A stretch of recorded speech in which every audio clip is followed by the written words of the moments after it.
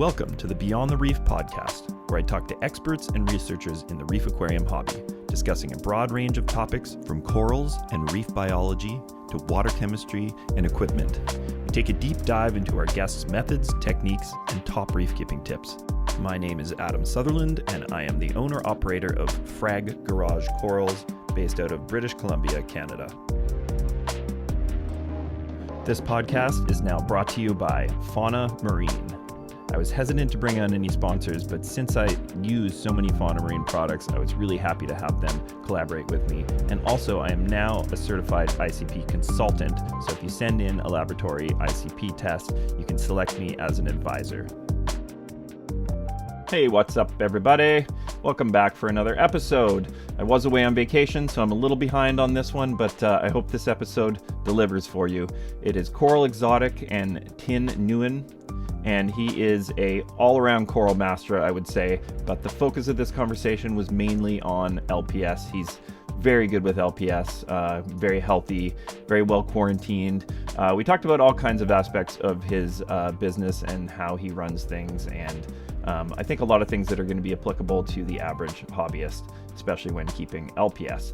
Just a little thing, we're going to do a bonus to his Black Friday sale next weekend, so that'll be the end of November. So if you put the code BTR20, you will get a 20% off in addition to whatever the price of the coral is. So some of those corals will already be on sale. So this is compounding. All we ask that you do is you follow both of us on social media, or you follow the Beyond the Reef podcast. Basically, you just have to follow our stuff. And now for my usual rant, please hit that subscribe button, like, share, comment in the comments. And again, if you are looking for consultation for your ICP or to solve some problems in your tank, or if you want to just talk in general, you can go to my Patreon at patreon.com/beyondthereefpodcast.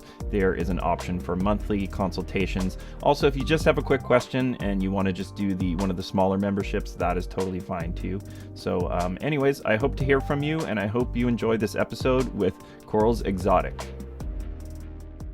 Okay, all right, we're rolling. So yeah, Thinh, thanks for making some time, and I like your pillows in the background. You kind of look like you're part of a Scully garden there. Yeah, shout out to Lazy Coffee Designs. Oh yeah, I love their stuff. Yeah, we'll put a little link to them in the description, because they do great work for sure. Super cool. Yeah, so you were kind of a guest. I mean, obviously you seem to do quite well with SPS too, but looking at your LPS, I feel like you've got a really good handle on that. And I do talk to a lot of stickheads, so not to say you're not a stickhead. I'm sure you are as well, but it seems like you've got... I call myself a coral head. Yeah, a coral head. Yeah, that's fair. I've also had coral head on, but he's kind of a stickhead, so I don't know. Yeah. Yeah, you have a lot of stickheads on. Yeah, for sure. I'm here to balance things out. Totally. And we can kind of get into some of the aspects of even just a mixed reef and how that plays into, keeping some corals that might be a little lower light demand or even misunderstood, which I think maybe torches can be a bit misunderstood in terms of par as well.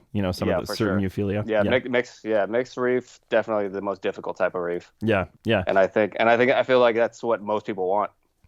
Yeah, totally. I mean, a lot of people I talk to too are coral farmers, where they, have a specific system that is set up for just growing their SPS or just growing their LPS, so they have the ability to cater a tank differently, but doing it all in one system is another thing. But before we kind of get into that side of it, why don't we just sort of get a brief little introduction of kind of how you got into the hobby, like where you came from, when you became a business. Like, I kind of want to know a little bit more about your background. Yeah, so I've been reefing for going on like 13 years now. I started out in freshwater, like many of us do. Mm-hmm. Gateway. Yeah. I mean, I had my first fish tank around maybe like 10 years old. Skip 10 years ahead. I actually opened up my own business, a phone repair store. Okay. So that went pretty well, and then I bought my first house, and then I'm like, I think I want to get a fish tank again. Mm-hmm. And then my girlfriend at the time, and then I said, I think I want to try saltwater. And my girlfriend at the time, she bought me like all the equipment, like the RO unit, the sand, and then my dad had a used tank laying around at his house. It was a Nice. 46-gallon bow front, and Yeah. then Classic. Yeah. yeah, I knew, yeah, right. You don't see those anymore. Yeah. And then I knew nothing, um, but I'm like, I'll figure it out. So but then I didn't set it up for a while. So I had all the equipment, the tank just sitting there. I'm too lazy to set it up, and it was sitting there for a good like 6 months. Hmm.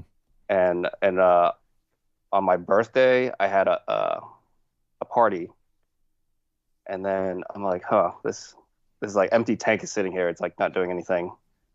So I went and bought probably 50 pounds of ice, and I just filled the entire tank with ice, For the and party. yeah, and then use it as a beer cooler. Yeah. Yeah. Nice. And Nice. then I turned on the T5 lights on it and everything. That's kind of cool. so, No pun so intended.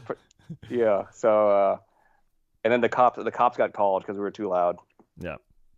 The cops came by, told us to quiet down, and the cops saw the tank Hmm. with all the beer and ice in it. He's like, that's pretty cool. He's like, all right, just keep it down now. Yeah. So then after that party, I drained it. I'm like, all right, I'm gonna set it up now. I'm gonna make it actually awesome. Yeah, Yeah. yeah. And then I just went online, went on the forums, got the basics, and then set it up. And then I went to the store and I bought live rock, and I was like amazed by how expensive it was. Yeah. It What? was How many like years it ago was was like this about? As far as this was it was like 13 years ago. Okay. Yeah. Yeah. Yeah. So live rock, you could Yeah. still get probably real live rock back then, but it would have been probably 10 or I 12 don't bucks know. a pound. I don't know if it was real live rock. I Yeah. think it was just rock they like seeded in Yeah. their Okay. tank. Okay. Yeah. So probably Yeah. manufactured rock. Yeah, it didn't yeah. really have much growth on it or anything. Yeah. I doubt it was even like that live. I think they Yeah. just threw it in there. It's probably just been in there for a few days. Yeah.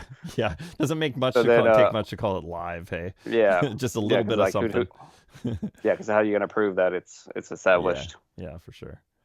So then I'm like, oh my god, it's like over $10 a pound, and they recommend what, like a pound per gallon. Hmm. So that's 40 pounds, or like 46 pounds times 10. It's Yeah. 400 something dollars in rock. Yeah. I'm like, Jesus Christ. So then I only bought maybe 10 pounds. And then I just started it with that. And I bought, my first thing was it was a crab. Yeah. Crab. uh, and what else did I get? I think I got like one firefish. Okay, so how did you go from crab and one firefish to current day in a quick a little brief summary? Because you obviously got addicted pretty fast, and then like how long did it take you to start sort of seeing success with corals and and whatnot? So I never even planned to get corals. I didn't even know what they were really. So then since the live rock was so expensive, right? I went on Craigslist. I saw somebody breaking down their tank, and it was pretty cheap. I bought a bunch of their live rock, and then they happened to have some pulsing xenia on the rock, and that was my first coral. Yeah, yeah, yeah. And then I was like, oh my god, this thing's like moving by itself. That's pretty cool.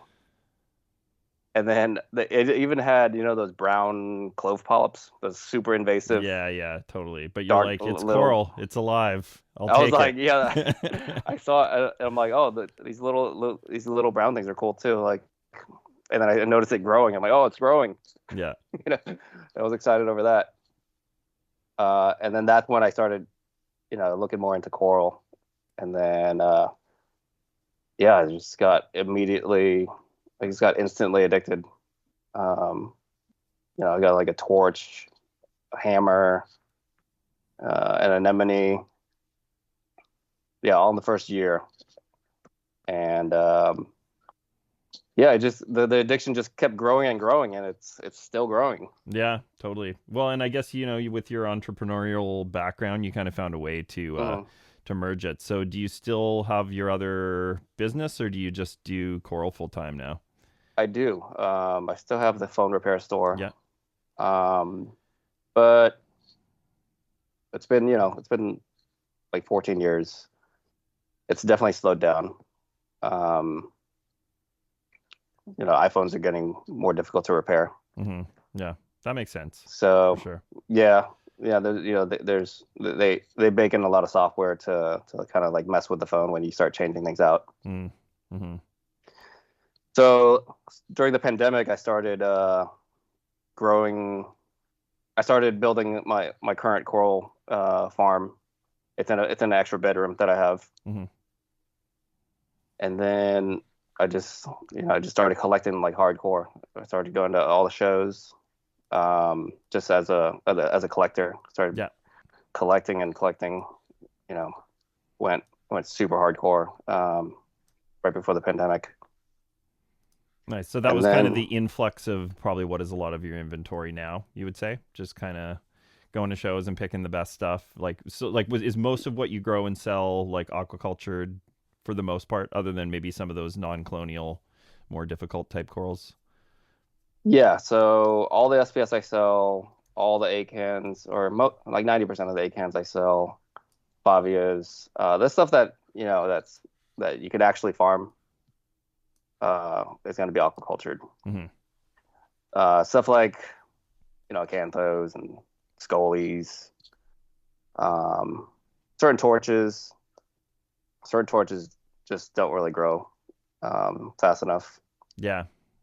So I still import and buy from wholesale quite a bit. I'm always on the hunt Yeah. for gems. So probably I'm going to assume most of your SPS are all going to be sort of aquaculture. Like, do you ever bring in any wild or I guess mariculture stuff as far as that stuff, or is it more just for, finding new morphs of LPS? Yeah, I do bring in mariculture SPS sometimes. I was bringing in more a few years ago, but I quickly learned that most of them die pretty easily. They definitely do. Yeah. Yeah, and then so I'm like, man, this is like just not worth it. But I did find that if you like frag them up pretty early, Yeah. they have a better chance. Yeah, I mean that's what I've found. And my last batch Mhm. from Bali was a lot of that green boring algae, and a Yeah, lot of them yeah. I tried to frag. Like I frag them off the bases just to avoid any eggs or whatever could be on there. I frag up from the base, but Hmm. still, like, even some of them they just never really do that well, and then one day they just peel and that's it. And I'll get a few that are just completely fine, and those skeletons are white. Or if you can cut high enough up, then maybe you can save a little bit. But Yeah, yeah, I'm yeah. kind of done with mariculture. Yeah, I've definitely seen the green boring algae. Yeah. I actually just had one of my longtime colonies in my tank. I think caught some green boring algae, Yeah. and then most of it died off. Yeah, I wonder if Have it's you, a have you found thing. have you found any solution for it?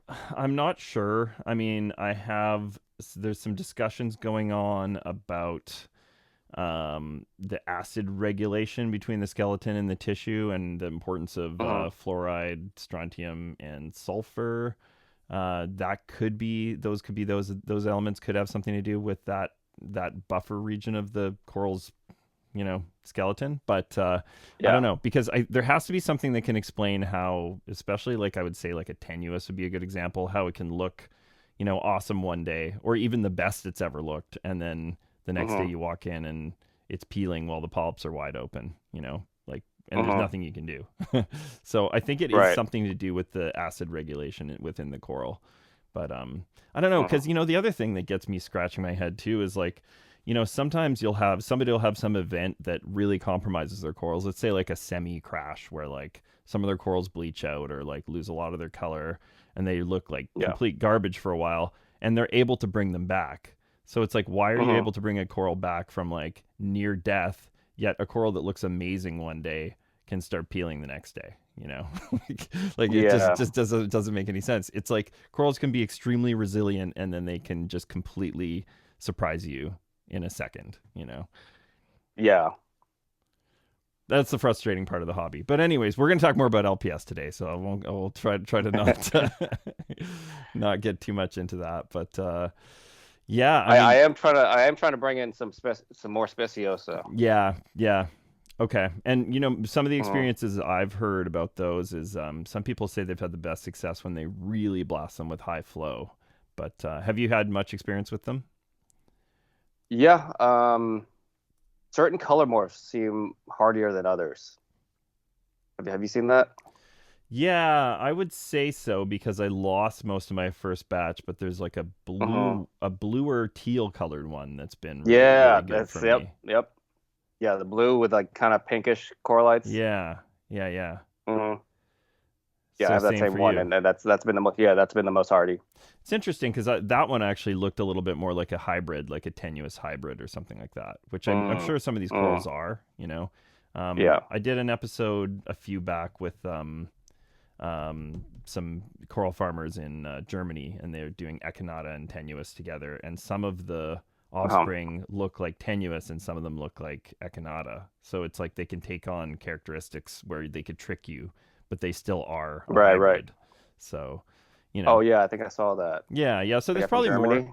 yeah. There's probably more hybrids than we kind of realize. But it's Right, just more right. about how they express themselves. But I don't know. That could be the reason. But have you Uh, found the tenuous from Malaysia pretty easy? I've found them pretty hardy overall. um, they yeah, they're pretty easy, but it's hard for me to get them to grow.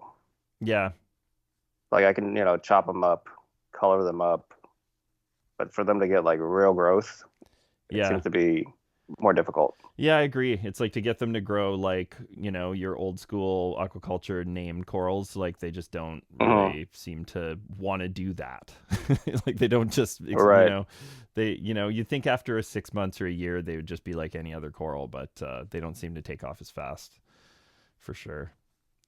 Like the only Malaysian tenuous I've had grow was the Fruit Loops. You know that one? Yeah. Yeah. It's an awesome piece. Yeah. Hmm. Yeah. Nice. Well, yeah, let me know how that goes on this next batch. I am looking at a next batch too, and I'm still kind of like I'm a little hesitant. Just because it's a lot to spend, and they are, I Yeah. think the hardest corals probably to keep long term. Like, we don't see a lot of them that are multi-generation fragged over many years. So I'd like to see that, but I don't know if anybody has it 100% dialed yet. Right, right. Yeah. Have you have you had your Speciosa like actually grow like a decent amount? Not much, like, Yeah. encrusting a bit and maybe putting on a little Uh-huh. bit of tips, but it's not like when you look at other corals in the tank, you're like, that coral is like, Uh-huh. I was just away for like 10 days, like earlier this month, and I got back and like most of my corals are like almost look like a slightly different coral, after not seeing Oh them for yeah. that amount of time. And all of the, Yeah. anything that was not my old school aquaculture corals just kind of is just sitting there, just kind of looking almost the same, Right, So, right. yeah, so that's the tester, right? Is actually being Uh-huh. away and not seeing them every day. Yeah. So, yeah. Anyways, I mean, we'll get into all of your kind of methodology and stuff here, but what's your kind of system setup look like? Like you said, it's a room in your house that you kind of converted into a little So farm, but how many kind of yeah, gallons so I and have so I have a so that room there's there's two frag tanks, it's like 60 gallons each. There's an 80-gallon SPS tank. Um and then there's a Red Sea um 45-gallon tank, and then there's two 30-gallon like Petco tanks stacked on top of each other with a stand. okay, And those are my quarantine tanks. So not too much volume in there because it is on the second story. Sounds like you still squeeze quite a bit in there, and I mean you've got Yeah. displays. They're not just frag tanks. You've got displays as well. Um, I yeah. think in I the mean that videos that I saw. little Yeah. the Red Sea Reefer is like somewhat of a display. Hmm. It's like my NEM tank. But then I have my actual display downstairs in the living room. Oh, okay, so that's in a That's it. different room. Yeah, I'm just looking at the video now I on your oh Instagram. yeah, So yeah. nice, I have nice. tanks. I have tanks in every single room, pretty much. Yeah. So yeah, I've got a room. So I have corals in that room. Nice. A display in my living room. I have another frag tank, like 5 by no, what is it? 3 by 10 coral flat in my dining room, and then a 20 gallon in my bedroom. Okay, nice. Okay, so I don't know how Yeah. you're moving water around, but you must have some either long hoses or you're lugging buckets around or something like that. Yeah. Well, Yeah. I've got two. I have two water stations, one Yeah. downstairs, one upstairs, Okay, nice. and then just hoses. Yeah, you make it work for sure. Nice. Yeah. So, like what are some of the things, I mean, obviously we talked a little bit about running a mixed reef, like, what are some of the Hmm. things you kind of consider in terms of like placement for your SPS and your LPS in a mixed reef, like, I mean, I feel like it's the way we used to reef. We didn't even think about it like every reef was a mixed reef, back, Hmm. 10, 15, 20 years ago. And now it's like people are either just kind of more SPS or whatever, but how do you kind of Right. find that balance in terms of, flow and lighting and getting everything happy? So most of my tanks, um, they are kind of specific to the type of coral, Hmm. because it's just easier to farm them that way. The only true mixed reef is my display, Yeah. um, my main display.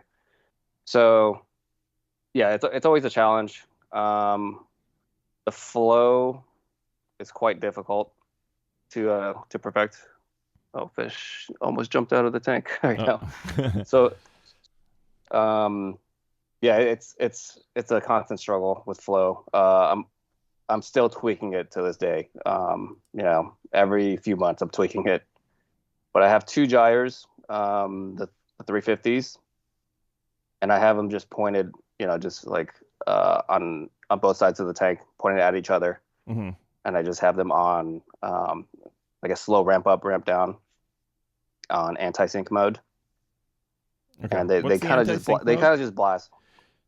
So when one ramps up, the other one is ramping down. Oh, okay, I see. Yep. So they're kind of alternating. Yeah, like I'm looking Yeah. at a little video on your Instagram of the display, and it's Hmm. there's some Ghanies and stuff that are pretty high up. Like they're kind of in SPS Yeah. range. So like, have you found that some Ghaniapora can kind of handle some of that kind of higher par?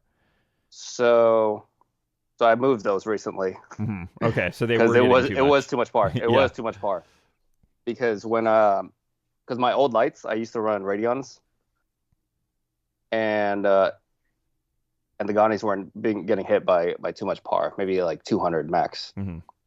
And I think that's maybe about the max they can handle, maybe 250 for certain ones, but I think 150 to 200 for most of them is the good range. Yeah. Seems. Yeah, I would agree. Um, yeah, and then I got the new lights, the ATI Stratton Pros, Hmm. and those are like just a blanket of light, and it's really uniform par throughout most of the tank now. So now, so then those Gaudis were getting hit by like 350 par Hmm. after I switched lights, and it definitely bleached some out. So I had to move those. So a lot of them are some of them are on the sand bed now. Some of them are kind of like under overhangs. Yeah, I mean it's interesting because like you say, it's more of a blanket, but like wouldn't you think maybe there's less Mm. hot spots? So, in Yeah, general, definitely. yeah, but then again, if it's a higher overall par, then, you're probably still risking bleaching stuff. I mean, I think that especially newer generations of Radions, like the fives and sixes, Hmm. like Hmm. I've heard they're not nearly as bright as the Gen threes and fours. Yeah, because I was running five Gen 5 blues, Yeah. and like the peak at where some of my highest acros were, it was only getting about 350. Yeah. Yeah. Hmm. Yeah. I And found then about the same. now, yeah, now the same spots, they're getting about 500, Yeah. and it doesn't even look that much brighter, Hmm. Yeah. Interesting. like to the eye. Yeah. Hmm. Yeah. Okay. Crazy. Well, yeah, we'll go through some of your equipment and stuff too, but I guess you have quite a few systems, so it's hard to know what to focus on here. But yeah, I Yeah, mean, we can go through each one. yeah, like let's just talk about some species for a second. So we can talk about Hmm. the like the Fibriophilia, Euphilia, some of the differences in for me, I've experienced that torches can definitely handle, I would say, up to double the par that my hammers can handle, or at least a third more, and I've noticed better coloration. Like, what's your kind of stance on par and torches versus hammers? Yeah, torches versus hammers. Yeah, I would agree. I have my torches basically where my SPS are, and they're getting, yeah, maybe three up to 400. Yeah. And most of them can handle it. Some of them can't though. Certain torches, maybe from Australia, um, some of the Malaysian ones, Hmm. I find don't like as high a par. But like the Indo Holy Grail torches, they Hmm. definitely need the high par to Yeah, to get that pull those yellow. colors totally, and Yeah, most of the Indo torches I think can, except for the like stubby tentacle ones. So I think those are probably a slightly different yeah, species. Like I think the yeah. banana torches maybe. Like the tiger torches. Yeah, yeah, yeah.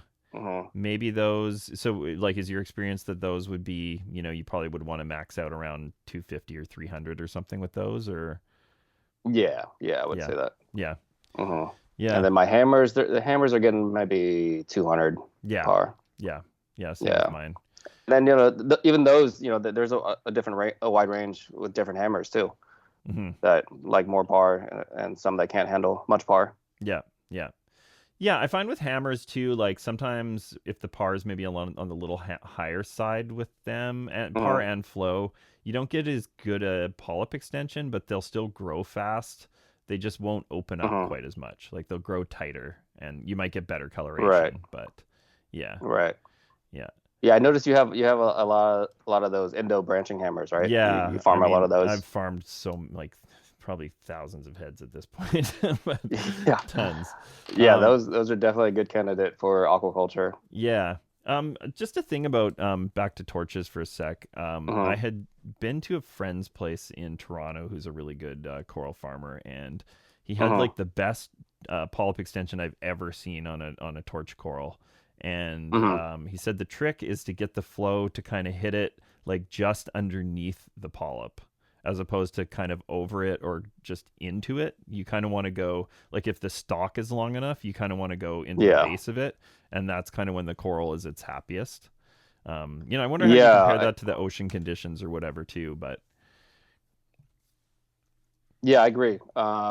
You definitely don't want the flow to be like hitting it from top down, yeah, 'cause then it like kind of pushes into the skeleton. But that's how you can kill them too. Um, yeah, you want like from the bottom, like going up yeah, and kind of like pulling the polyps, pulling the tentacles away from the skeleton almost. yeah, totally. Just kind of That's how help. you get the crazy extension too. Yeah, help them extend. Yeah, totally. And I think that's Yeah. the best, like, for the health of the flesh band and whatnot. Which is, it's harder to do that in a frag tank. It's actually, that's one of the things that's easier in a reef tank, because you can Right.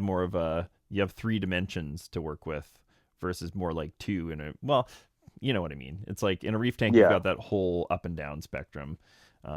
Right. Whereas like Right. in my frag systems everything's on a rack, and I can change the heights of the racks, but it's a little bit tricky Hmm. to really change things up too much. But um, yeah, Yeah. yeah, Flow is probably the most difficult to dial in.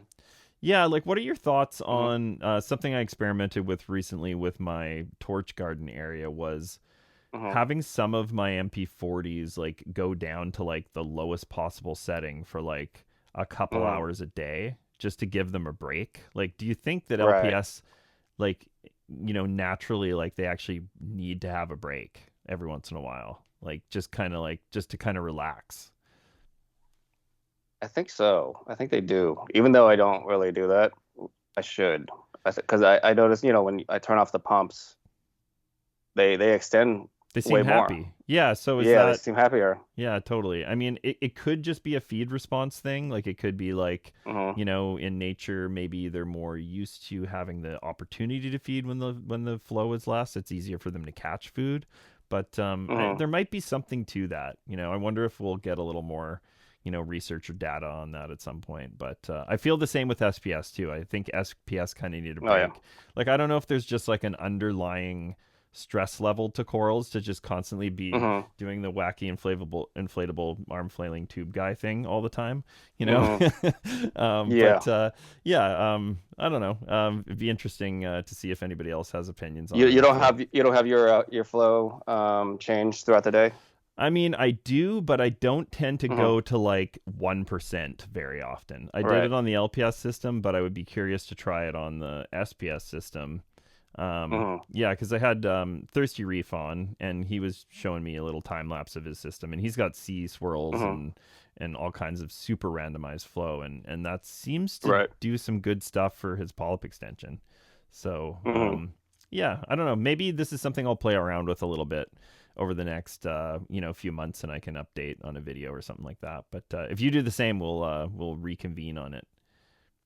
Yeah, because I've been meaning to, Hmm. and I've just been too lazy to. Yeah. Um, but yeah, because I just hate using those apps. Yeah, I know. I hear you. I hear you. You know. Relying on everything to connect. Well, another interesting thing too was Chris Sabella was telling me that he when he packs his orders when it's like shipping day Yeah. at what's the name of the store now? I'm gapping out. Hotel Pieces of the Piece of the Ocean. Ocean, yeah, yeah. When it's Hmm. shipping day, he's like, I just turn off all the flow and I just leave the pumps off. Well, for like 5-6 hours while he's packing corals, Right. and it's Right. fine. So Yeah. Yeah. maybe it's actually good. Maybe it's actually helping the corals. I don't know. Yeah. I mean, in nature, like there are calm. It does get calm at certain times. Yeah, totally. Yeah, I mean, there's always going to be some underlying sort of current, but yeah, I mean, we've all been like, well, not all of us, but whoever's been snorkeling or diving in a reef kind of scenario, you'll kind of notice sometimes it's pretty mellow, for Yeah. sometimes a day or whatever. And then sometimes it's deceivingly strong and you wouldn't think it would be that strong until you get down there. Right. Yeah. Right. Right. Yeah. So, yeah, anything else to say about hammers versus torches or any of the other, fibriophilia? Um, don't mix them. That's for sure. Don't mix hammers and torches together. Yeah, They obviously. they won't play nice. But torches and, octos, generally fine. Have you found any not getting along in that department? Torches and octos? Yeah. No, no, hammers and octos. Hammers and octos. Yeah, Yeah, or frog yeah. spawns. So hammers and octos I've never seen fight each Yeah, other, yeah. but I have seen torches with other torches fight. Yeah, I've seen that too. Yeah, yeah. If Hmm. they're from different regions or like we were talking Yeah. about, slightly different species. Yeah, Yeah. totally, totally. So you wanna give you want to pay attention to how they react to each other. Yeah, and I guess if you just see one is just slightly retracting or just not Hmm. really looking right, then just move them away and find a new way to to Yeah. place them. Sometimes the tentacles on the torch will get like kind of bubbly. Okay. If it's getting irritated by another torch, then that's one way to know. Yeah. Yeah. Okay. Yeah. It's good things to consider for sure. Okay, so this is an area that I want to get better at Ghanies because I think, the corals that I find myself being the most impressed with over the last Hmm. 3 or 4 or 5 years of corals that I've seen coming into the market. I think the Yeah. Ghanies are probably some of the nicest. Oh yeah. And, for me, like I have a certain amount of the ones that I grow that are like kind of gangbusters for me. And then Hmm. sometimes I'll get a nice piece in that's like a wild collected little golf ball, multicolor, rainbowy, Right. whatever. And it'll do Yeah. great for me for, 3 to 6 months. And then it sort of closes up and I just can't revive it from Yep. there. There's no turning back. So Yeah. Or you frag it and then it just dies. yeah, exactly. Like the colony Hmm. is looking great, and then I'm like, oh, I'll make a few frags of it, and then the Yep. frags are just kind of just never really do the thing they should do. So, anyways, do you have Yeah. anything to kind of say from your experience to get, Ghani's really So, rocking. so Ghani's, yeah, I have a love-hate relationship with those too. Um, it wasn't until maybe the past year was when I started to be able to like keep most of them pretty happy. Because yeah, before I could barely keep any of them. Um, but ever since I started dosing trace elements, I think that definitely helped. Yeah. And what I started dosing that surprisingly worked was Chaeto grow. Okay. Yeah, yeah. Yeah.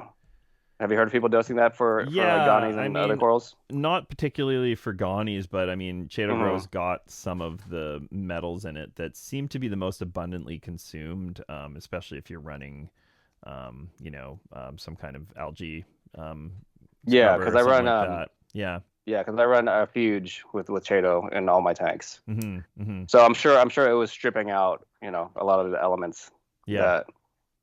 that the Ganis needed or the other corals needed too. Yeah. What And I about noticed a huge difference. from like a feeding perspective? Like, do you ever direct feed Ghani's, or they kind of just get a broadcast from your general kind of feeding? I used to try to direct target feed them, with like AB plus or Reef. Um, one of my glitter Ganis will actually eat pellets. Yeah. Yeah, it'll Huh. actually like, Take in the pellet. Yeah. yeah, you actually see it like eat the pellet. Crazy. Yeah. Um, I've used that yeah, Ghani power too, the yeah, Geo Fishes I've used stuff, that. and they Hmm. they respond very well to it for sure. But Hmm.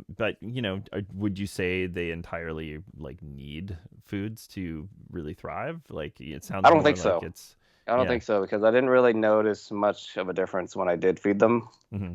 If anything, I think it could lead to issues Hmm. if you overfeed them.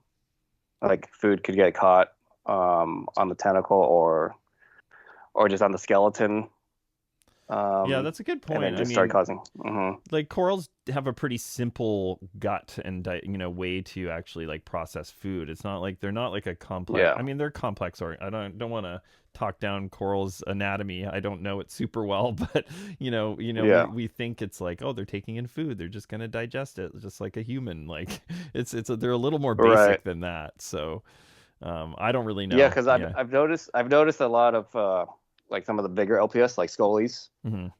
when I feed pellets, they'll consume it, um, but then they'll like spit it out by the next morning, Mm-hmm. um, and like the pellet is still like fully formed.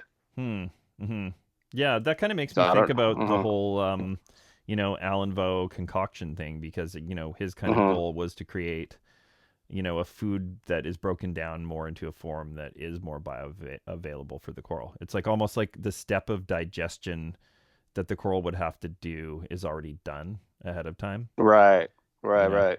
Yeah, because they probably don't have a strong like digestive system. Yeah. I mean, you think about Hmm. something taking something in its mouth and then digesting it. It's like Hmm. corals are pretty basic organisms compared to like a fish or a reptile or a Right. mammal. So Yeah, yeah. yeah, so that'd be something I have to look into, like what is the sort of It wouldn't. acid breakdown process of coral having food in its actual gut or digestive area. Yeah, because it would require like some acid to break down Hmm. the food, right? Yeah, exactly. And but then the acid would dissolve their skeleton. Well, that's why I think it's more bacteria than it Hmm. is acid. It's a Right. balance of bacteria. So, maybe in the case Hmm. of the Scully that spat it out, it was kind of going like, I can't break this down, so I got to spit it out, Yeah. and maybe it'll take in. Right. Yeah. Anyways, it's funny spitballing stuff like this when I was like, I can't say I have know any of the biology on this stuff. I'm just Yeah, yeah. speculating, but it's fun to talk about it anyways. But Yeah, I mean, yeah. it's all a guess.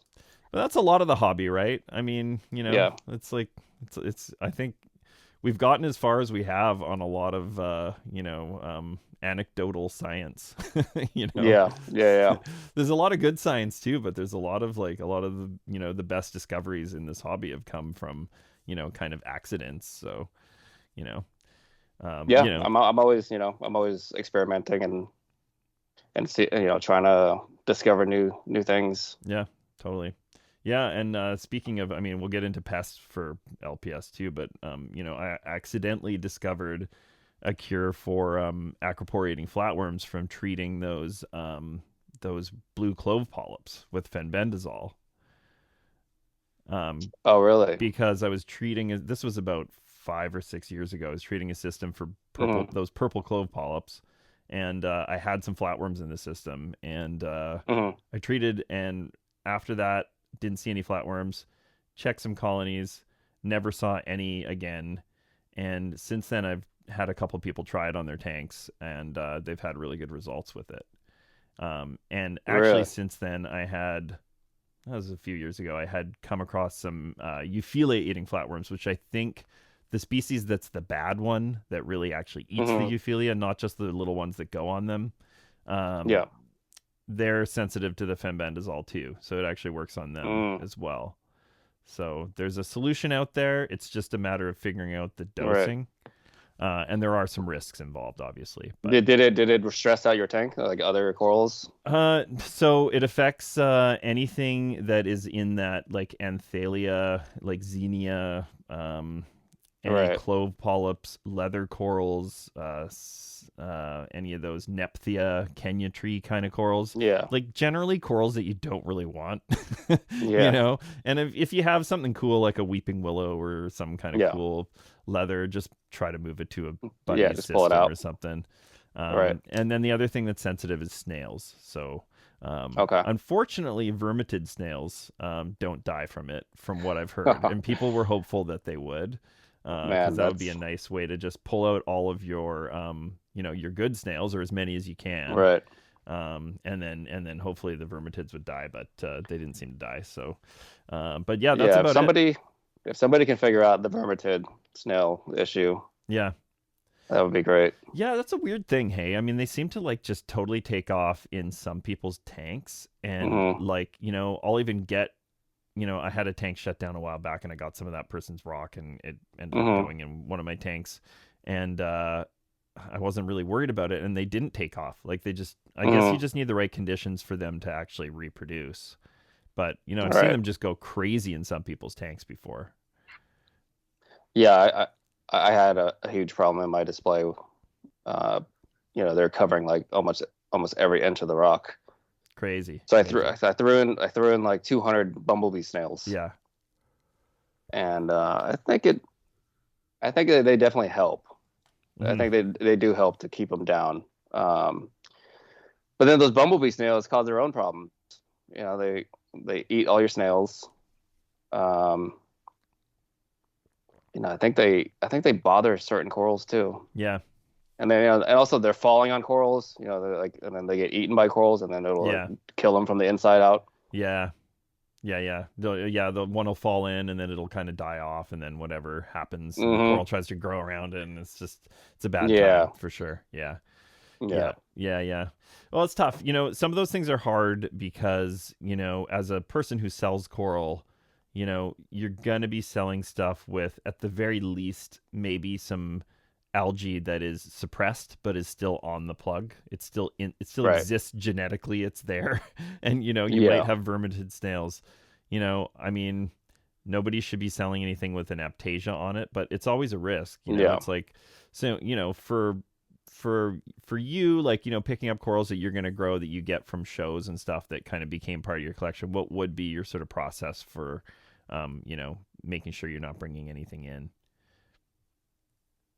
So I used to try really hard to prevent vermitids from coming into the system, um, by just breaking them off. But also, some of them sometimes they're so small you can't really see them.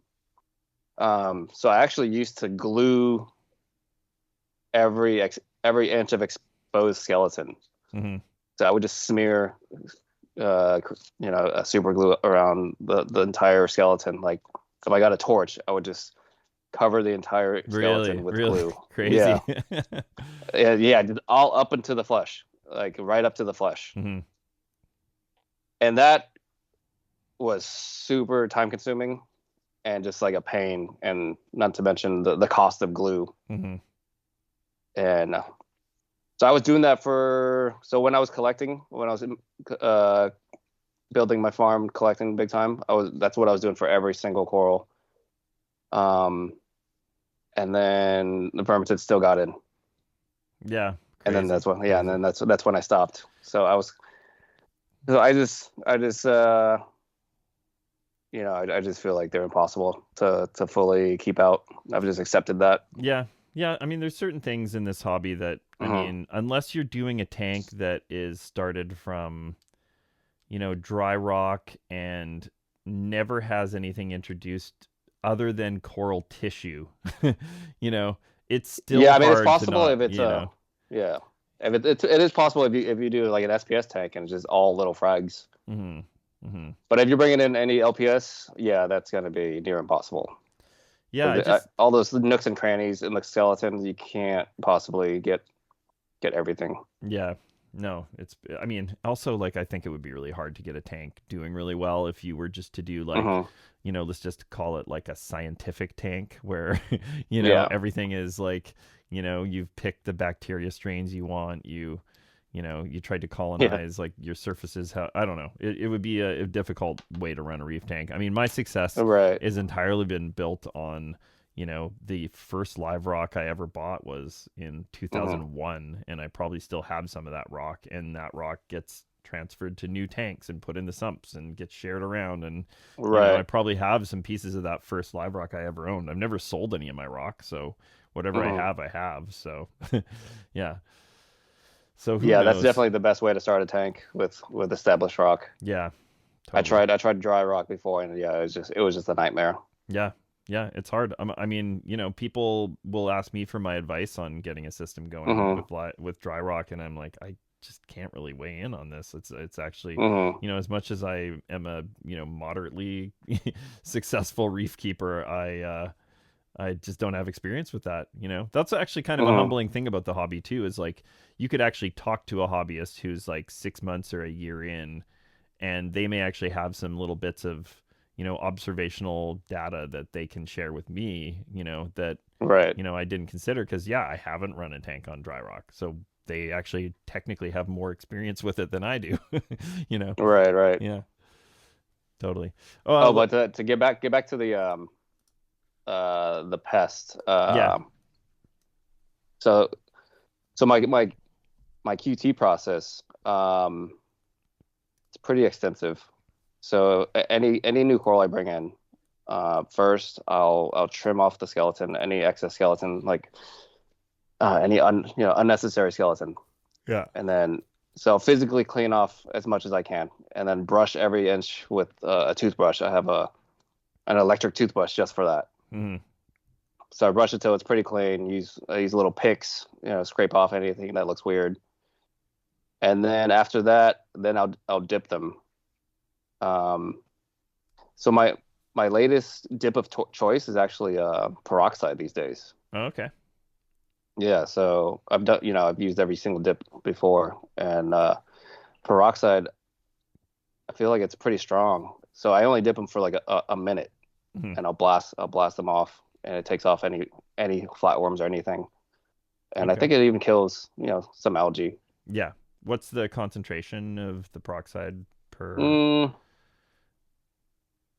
I don't like super measure it, but I would say maybe 10% peroxide, Okay. like 10% peroxide and 90% tank water. And is it the 3%? Like Yeah, just the normal 3%. pharmaceutical? Okay. Yeah, because I noticed like Yeah. some of the hydroponic stores and stuff will have like 10%. So, but Right, you're right. doing No, just the 10%, 3%. Yeah. Yeah. Yeah, Okay. yeah. Yeah. Yeah. That makes sense. Yeah. So that's been my dip of choice lately. Yeah. Yeah. Um, and then so after the dip, then I'll put them in the quarantine tank, and then in there I'll observe, for the next few weeks, 2 to 2 weeks, 2 to 4 weeks, they'll stay in quarantine. And yeah, I'll rarely ever see anything that actually even gets past that first stage. Yeah. And then after, yeah, and then in quarantine, I actually Cipro all incoming corals Yeah. because I think, especially for LPS, I think bacterial infection is like one of the biggest killers. Yeah. And which spreads to your other corals when you Yeah. bring them in. Totally. Totally. I've totally directly Yeah. seen that. So what's your sort of hmm protocol with the Cipro if it's in a QT situation? Can you kind Yeah. of So I'll do 500 milligrams per 50 gallons, Okay. and I'll dissolve the pill, pour it in right after the lights go off, because the light will actually disintegrate Yeah, the yeah, it's Cipro. super light sensitive. hmm Yeah, yeah. Totally. hmm UV off for sure. Yeah, yeah. Yeah. Well, the Q2 tank, it only has like a hang on the back filter hmm anyways. hmm So I'll do one treatment, and then the next day I'll do like like a 20% water change, Okay. and then I'll do another treatment the next day. So I'll do at least three treatments, so every other day. Yeah. Okay.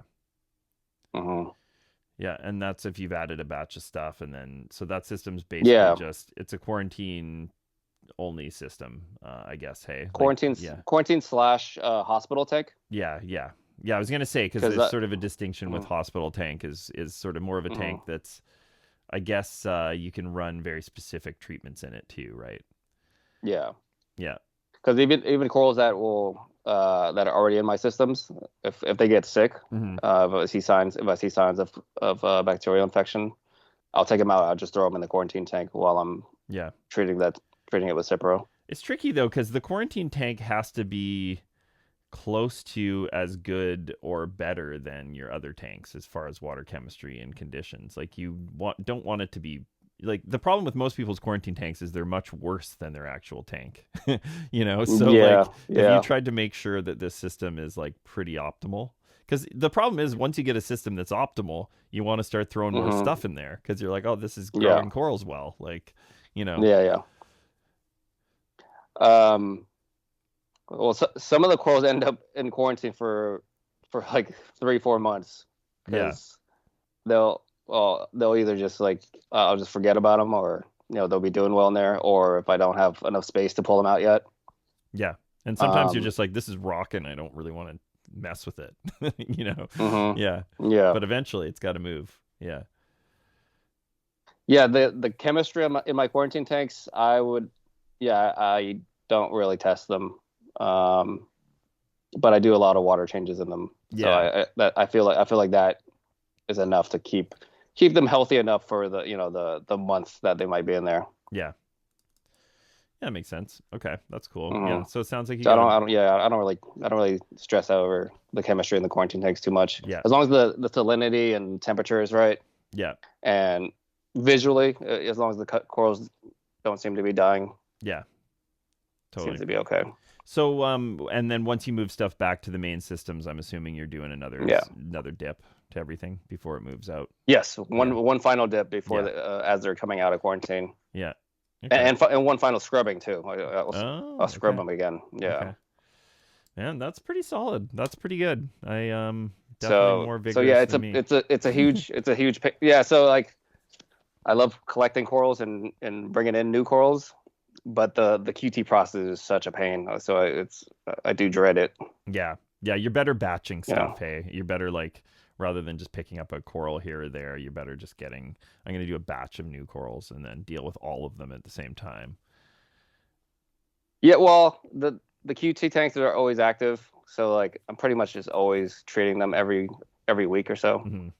So there's always new stuff coming in. Like today, I got like one new blasto coming in, and yeah, so I just cleaned that, put it in QT, and it's gonna get Cipro tomorrow. Yeah, nice.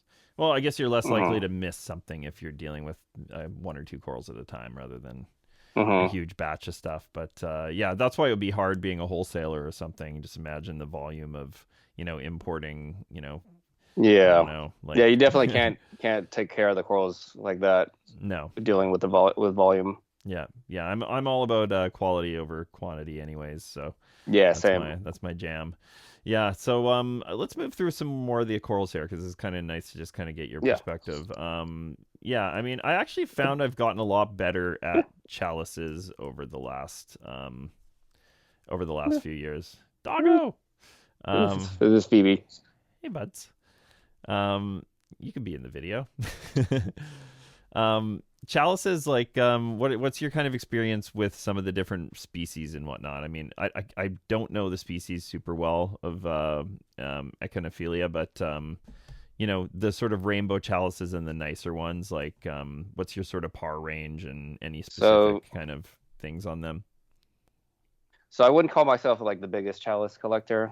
I do have a good amount, but I do struggle with some of them. They tend to bleach out on me easily, especially the rainbow ones. Have you had that? Yeah, I have seen, and I think it's called like white band disease that can happen with them. Mm-hmm. And Mm-hmm. the time that I was able to turn one around, to me appeared to be phosphates related. Mm. When the phosphates were, zero point zero 0.02 or zero point zero 0.03 or below, almost in that Mm-hmm. barely detectable range, that's when they would Yeah. be more inclined to have issues and start, Mm-hmm. those getting those white sections, which are really hard to turn around once they start. Right. But Yeah, like the blotchy white yeah, the parts. blotchy white parts, Mm-hmm. and then Mm-hmm. once the phosphates were up in that sort of zero point zero 0.07 to zero point 0.1, maybe even a little bit higher, I just haven't had any problems with chalices since then. So, Mm-hmm. Okay. um, but I think maybe like more on the like lower end of light is kind of a better way to go too. Like where would you kind of place them in your display, for example? Or Yeah, their definitely lower light. yeah Most of my chalices are probably 100 par. yeah Yeah. Yeah, and it doesn't seem to be as much of an effect on coloration as it would be with some corals too. It's like it seems like, you Right. know, 50 to 100 ish par is going to get you a Yeah. pretty similar looking coral. In my Yeah. Some experience, of them are even brighter yeah, yeah, under in lower lower par. par, yeah, yeah, Mm-hmm. yeah. That said, I've got a couple like the pink boobies chalice is a bright pink one, and it definitely, if it's too low a par, it's a bit more of a greeny pink, and then once you get it around 100 to 150, it's like nice and bright, Mm-hmm. bubblegum pink. Same with the Tyree watermelon and some of those ones. They can handle a bit more, but Yeah. Yeah. yeah. And then I think it's the mycedium ones that are even, I'd say, even lower light. Like the Raja Rampage is kind of like a 50 par. I've even had that coral like just under my frag racks where it wasn't even Mm-hmm. getting almost any light and it was still growing like a weed. So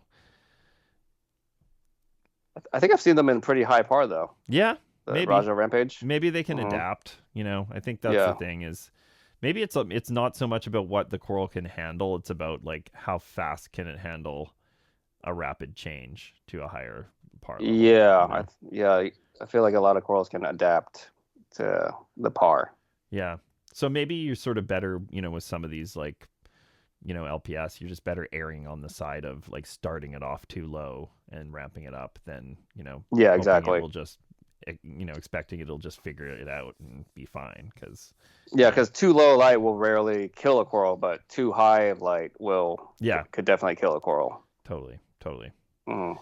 Yeah. Good, simple terms for sure. Mm-hmm. um, yeah. So, let's see, what else do I have on this LPS list? I mean, we can talk about the kind of meat corals a little bit because that's a difficult area for some people too. I don't know where that The mate expression corals. meat coral comes from, but is it kind of just like because they look like a piece of meat, like they're like, I'm assuming. Even like acanthos? Yeah, and I guess Welsophilias, Trachiophilias, Yeah. Yeah. Scolemias. I think that's a good name. Like meat, like the meat coral for acanthos. Yeah, It looks like a big, yeah, chunk they're of meat. meaty. They're meaty. Yeah. Yeah, so for like Some people call them donuts, but I don't think they look like donuts. yeah, no, I don't know. I mean, yeah, Scolies look more like yeah, donuts. they're more like donuts. Yeah, Hmm. but these are all kind of in that, I guess, meat coral category. So like, Yeah. Yeah. for Single say polyp. your scolies and acanthos, you got a pretty nice collection of some of that stuff. Like, what is your sort of, your biggest takeaways for kind of keeping them thriving? Is feeding a big part of it, or is it more just, you think, water chemistry? Um, I don't think feeding is a big part of it, even though most people say that it is. Mm-hmm. I think you really only need to feed them like once a month. Hmm. 'Cause I used to try to feed them all the time to try to get them to grow more. Mm-hmm. And I think that's when I had issues, when I had more issues, because Interesting. the food can, get stuck inside them. Because Mm-hmm. if you look inside their mouths, the skeleton structure, it's like super jagged and rough and all these nooks and crannies. It's like really easy for things to get stuck in there. Mm-hmm. So I think an uneaten food that gets stuck in there, they just start to rot, and then it just will kill the coral inside out. Yeah. Well, it's probably like, I mean, we kind Mm-hmm. of talked about this before. It's like they probably Mm-hmm. don't have the mechanism to break down food like, Yeah. maybe we thought they did, like, Right. so maybe it is more of an intermittent thing. I mean, how often does a coral in the wild like get a super score? Like, like Yeah. we feed them or we want to. Like we think we're being good reef Mm-hmm. parents by, jamming a bunch Yeah. of Yeah. food in there, but Right. yeah, yeah, that could be a thing for sure. So you think that, you've had better success with some of these kind of scolies and acanthos and stuff by feeding them less. Yeah. So I actually rarely ever target feed Yeah. my my LPS. I just throw in a bunch of pellets to feed my fish, and they'll just catch the occasional pellet, or also like frozen mysis and frozen food. Yeah. Yeah. Yeah, I'll rarely target feed. Okay. Yeah, yeah. Yeah, and that's sort of a little more lens towards their sort of like opportunistic nature where they're not, Hmm. they're just going to catch something here and there like when it comes Yeah, along, but it's not necessarily like, yeah, it's not going to always, it's not going to be available in the way that it would if you're just being this reef keeper that feeds your corals directly 2 or 3 4 times a week. right. Yeah. So maybe I used to try to feed them like every day. yeah, yeah, yeah. Okay, so onto the next kind of group of corals, Hmm. like talking about micromusa or the like the acan lords, that kind of stuff. Like Right. I've heard a lot of people said that they had much better success with acans when they started feeding heavier directly to them. Um, so acans, those are my specialty. Mm-hmm. Um, I would say they can handle more feeding than like a Scoli or a Cantho, because yeah, they seem to be able to expel any waste a lot Mm-hmm. better. Yeah, and maybe Yeah, because they're more of so a colonial coral than just mhm. one single organism for the most part. Yeah. Yeah, so acants I do feed more often than I would a Scoli or a Cantho. Mm-hmm. Um, but again, it's mostly just pellets I just throw in the tank. I Mm-hmm. just so like in my acan frag tank, it's just like littered with acans everywhere, right? Mm-hmm.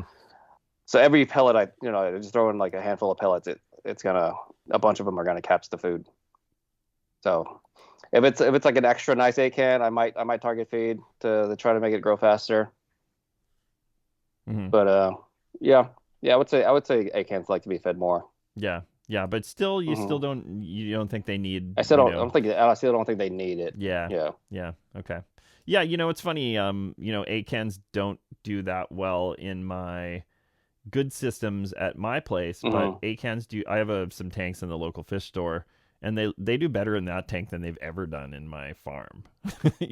Oh yeah. Like I don't know, maybe there's something about neglect that makes them. Are you keeping them in your SPS system? This is a mixed reef that is like got a bit Okay. of SPS up high and some LPS down low. But the acans seem to like Right. that tank more than any other tank, and Hmm. pretty good coloration too. So, Hmm. I don't know. I mean, we could talk about the coloration of acans. That was kind of a note you sent me. Yeah. Because Yeah. a So lot of that's people, I've had this question a lot. Is like they're like, oh, I got this acan and it was a rainbow, and then it just ended up being red or orange or whatever. It lost a yep. lot of those nuanced colors. So, Right. Right. what are some of your tricks for maintaining or expressing some of these colors? So I think acans are kind of like the acros of LPS. Hmm. They can change colors drastically. Um, and any wild colony you bring in, they are gonna morph no matter what. So I don't know if it's because of sunlight versus artificial light, Hmm. or just tank nutrients or whatnot. I think it's light. Um, but no matter what color it comes in, it's not gonna stay that color.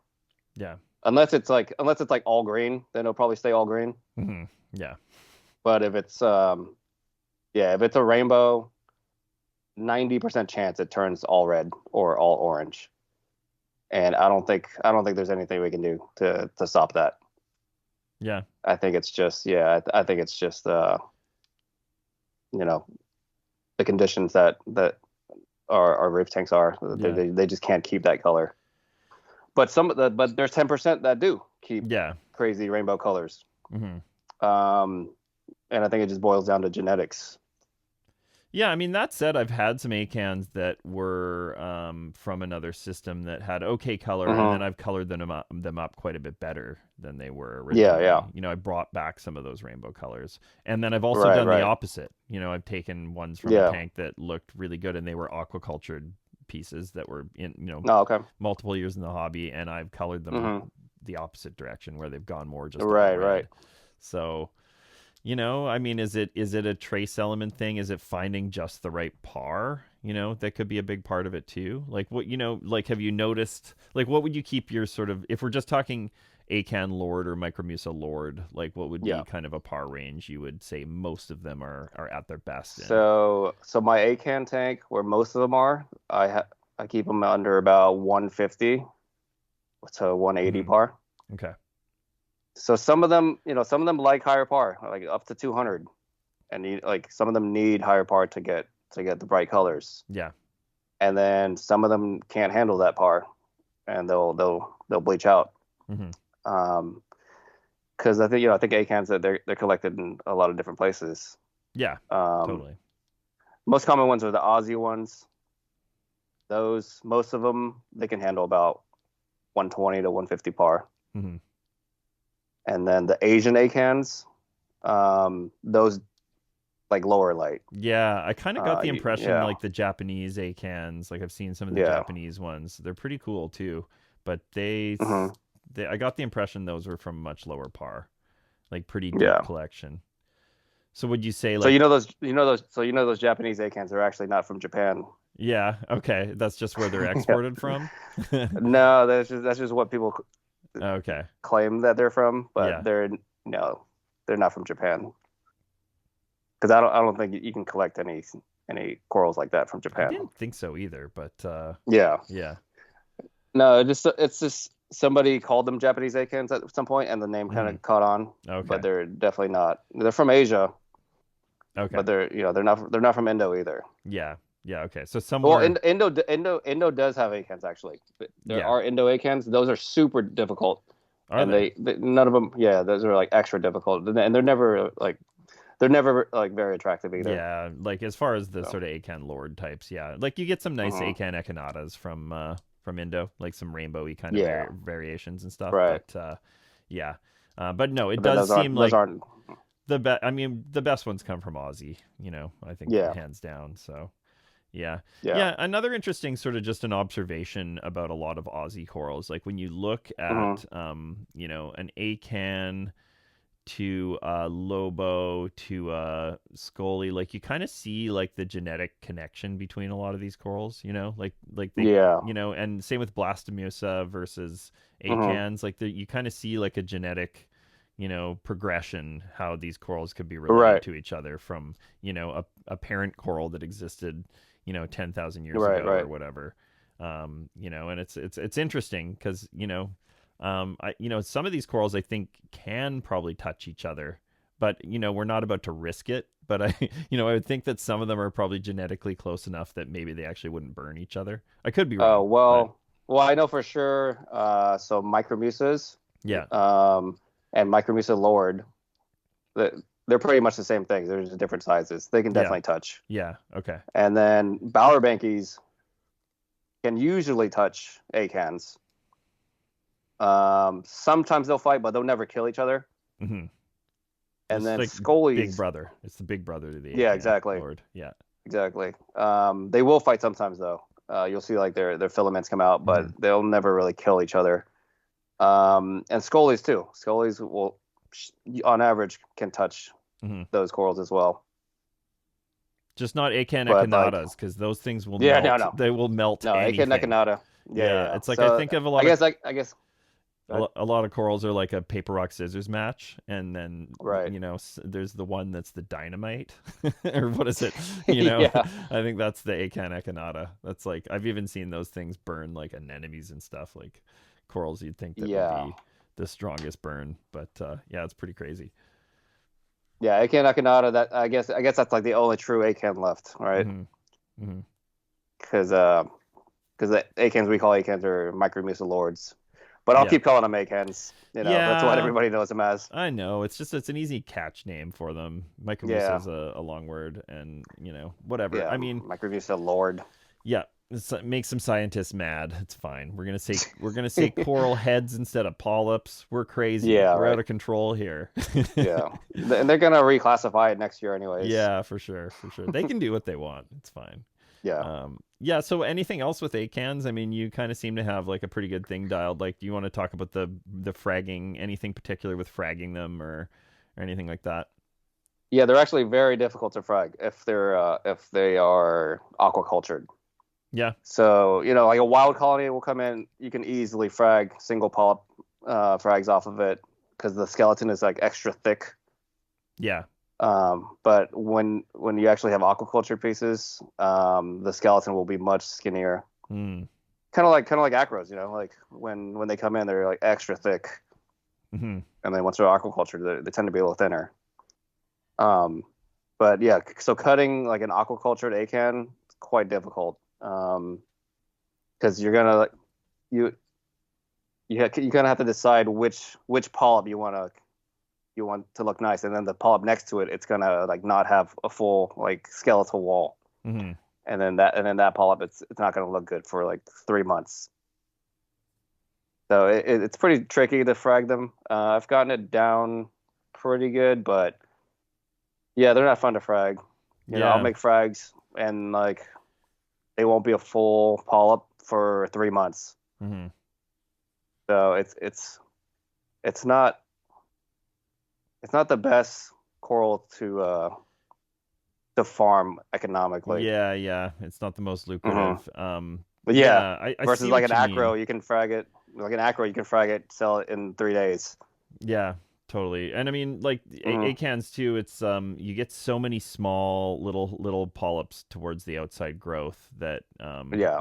whereas you're importing colonies, you're kind of Hmm. cutting deeper into the center or whatever, so it's a little bit easier. And then you've Right. got a lot more skeleton to just cut to make the frag look aesthetically pleasing. Like sometimes I'll bandsaw Yeah. something and then I'll shave it down further on the other side just so it doesn't stick Hmm. out so much when you mount it. But Right. you don't have options Hmm. like that with these aquacultured pieces, right? No. So yeah. No.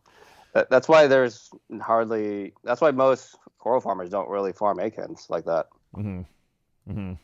But Yeah. that's kind of where I saw like an opportunity to specialize in it because not many people are doing that. Hmm. Yeah. Yeah. So would you say that's kind of one of your main corals you sell, or at least you would say you specialize in? Yeah, I mean people know me for acans, Hmm. um, but I sell every type of coral, Hmm. because like my high end acans, I don't, I'm not able to frag them that often. Yeah. So Yeah, totally. I'll just let one grow for a year and then make frags of it, and then I won't frag it again for another year. Yeah, it's tricky. It's like, it being a coral farmer is all about growing things to like a sustainable size that matches your business out, your Hmm. business demand. So like, like I'm not going to cut say I'm cutting an acro, there's Hmm. always that temptation to make a frag to make some money back on it, but like Yeah. once that axial tip is starting to shoot out into 4 or 5, you should leave that alone and let it get to that extra stage. And the thing that's the hardest for us vendors is every once in a while we'll lose a piece that we've already invested a year into getting it to that sustainable point. And it's a bit of a day ruiner sometimes, but it's part of it. I've gotten better at accepting that sometimes we lose corals and we just have to get on with our day. Oh man, I've had some devastating losses. Like I lost a $4,000 scully. Holy crap. A couple years ago. Yeah, it was a triple-headed master. Yeah. I paid $4,000 for it. I had it for maybe a year. I had it for a year. Yeah. So would this have been something you would have farmed, like eventually? No, it was just for my personal collection. Yeah. Because scullies are actually my favorite coral. Yeah. Okay. Yeah. So I like collecting those super crazy ones that $1,000+ usually. Mm-hmm. But then it's like you can't really make any money off of it unless you sell it, the whole thing, and then you don't have your coral anymore. Yeah. And you haven't experimented with fragging any scullies, like any cheaper ones? I have. Yeah. I have actually. Okay. I've fragged quite a few scullies. Yeah. And I tend to not frag my super nice ones just because I'm scared. And also is that, they won't look as nice once you frag them. Yeah. Because it takes at least a year for them to turn into a circle again. Mm-hmm. Totally. And then they'll look different too. They won't grow back looking the same. They'll have different patterns. Yeah. But sometimes they get better patterns once you frag them. Mm-hmm. So, but now I think I'm more open to fragging my nicer scullies because I've lost so many nice ones that I want to make backups of them. Yeah. Totally. Would you have you ever tried say I'm assuming you use like a Griffin saw for fragging or something along those lines. Have you ever tried putting a little bit of iodine or some kind of antiseptic in the actual water for fragging? Do you think that would help? Yeah, I have done that. I'll put iodine and peroxide in the water. I don't know if it helps, but yeah, I feel like it would. Well, it's one of those things. It's either going to do nothing or it's going to do a little bit of something, and it's probably doing a little bit of something good rather than bad. Yeah. Okay, that's interesting. Yeah, I thought about trying that. Say with I frag. I would say as far as LPS, I'm fragging where I'm actually cutting tissue. Probably chalices. I'm probably cutting pretty often. Gaudies, I'm cutting a little more often. So maybe I'll try putting a little iodine in. I didn't think about the peroxide, but if you're doing your dipping dose, you probably do like even half that strength in the saw because you don't want them to sit in that too much, right? Or would you do the same as what your dipping dose was, approximately? I don't. I don't really measure it out. I just squirt it in. Just put a little in. Yeah. I just squirt it in. Yeah. Because it's not making that much contact time in the saw, because you'll cut it and then you put it in a rinse container right away, right? Yeah. So totally. I feel like that's a good point. Yeah. Totally. It's only the time that it passes through and through the blade. Yeah. Okay. Yeah, that makes sense. What do you do in your rinse after you frag it? I mean, I usually just have some of the tank water and I just I put them in there like on a little rack in there. Once they're mounted. Do you put iodine in that? No, I just usually will turkey baste any of the slime off. But I haven't really experimented with iodine in there. But even like I did the episode with the guys from Australia from Monsoon, and I asked if they do anything like that, and they're like, no, we just you just cut it and but they have an ocean pipeline that brings in salt water from the ocean, like that they use for their. Oh, really? They're using they're not fresh ocean water. Yeah, like they're not plumbed into the ocean, but they're water sources. Right. So and they ship who knows how many thousands of liters of salt water a day. So there's these massive water changes happening with natural salt water. But they did say that the process of how they handle everything after it's cut is really important. I didn't dig into that too much, but I think that just at a bare minimum, it's probably a good idea to baste off any of that sort of that slime sometimes the slime has some of the color of the coral in it. You know what I mean? Like some of the Yeah, you and just cut up a that pink. like dust, that coral Yeah. dust. So you kind of want to get Hmm. that out because who knows? Like corals have these stinging cells, these nematocysts, and potentially like does that become a problem with other corals in the tank afterwards? Like it's probably just best to minimize it as much as you can. And I think Yeah, that maybe the hydrogen peroxide probably helps with that too, if that's what you've been doing. yeah, yeah, because I'll do a dip with peroxide afterwards too Okay. in Yeah. the rinse. Yeah, because I think cleaning off the coral afterwards is super important. Yeah. I'll even do a dip like a couple days after. Yeah. Okay. Hmm. Yeah. Cool. Yeah, I'll get on this peroxide train again. It's something I experimented with a few years back, and Hmm. people were sort of trying to treat, say, a rock that had some problem algae on it, but had a coral they wanted to save. And I remember trying it, and like sometimes the coral looked like pretty bad for a while afterwards. The algae died, Oh yeah. but the coral almost Well, died too. how strong of the I solution can't. was I it? think back. I'm trying to think of what we did because it might have been a little stronger than what you're doing. So using the 3% peroxide, and you're mixing Yeah. 10% of that per tank water. Yeah. So it's not Yeah. super strong. No, that's not. Like if that's like point.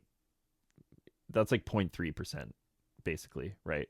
Right. If my Right. math is somewhat close, Yeah. Yeah. Versus three. Yeah, Sounds right. Yeah. right. Yeah. Because if it's Sounds right. 1/10, yeah, so it'd be like Hmm. 0.3% hydrogen peroxide. That's pretty low. So, and you Yeah. said you're only dipping for a minute when you dip. So, Yeah. yeah. But it is crazy. It's extremely reactive stuff. Like, it's crazy how It fast you is. see everything sort of oxidize when it hits Yeah. that. Yeah. You see the bubbles. Yeah.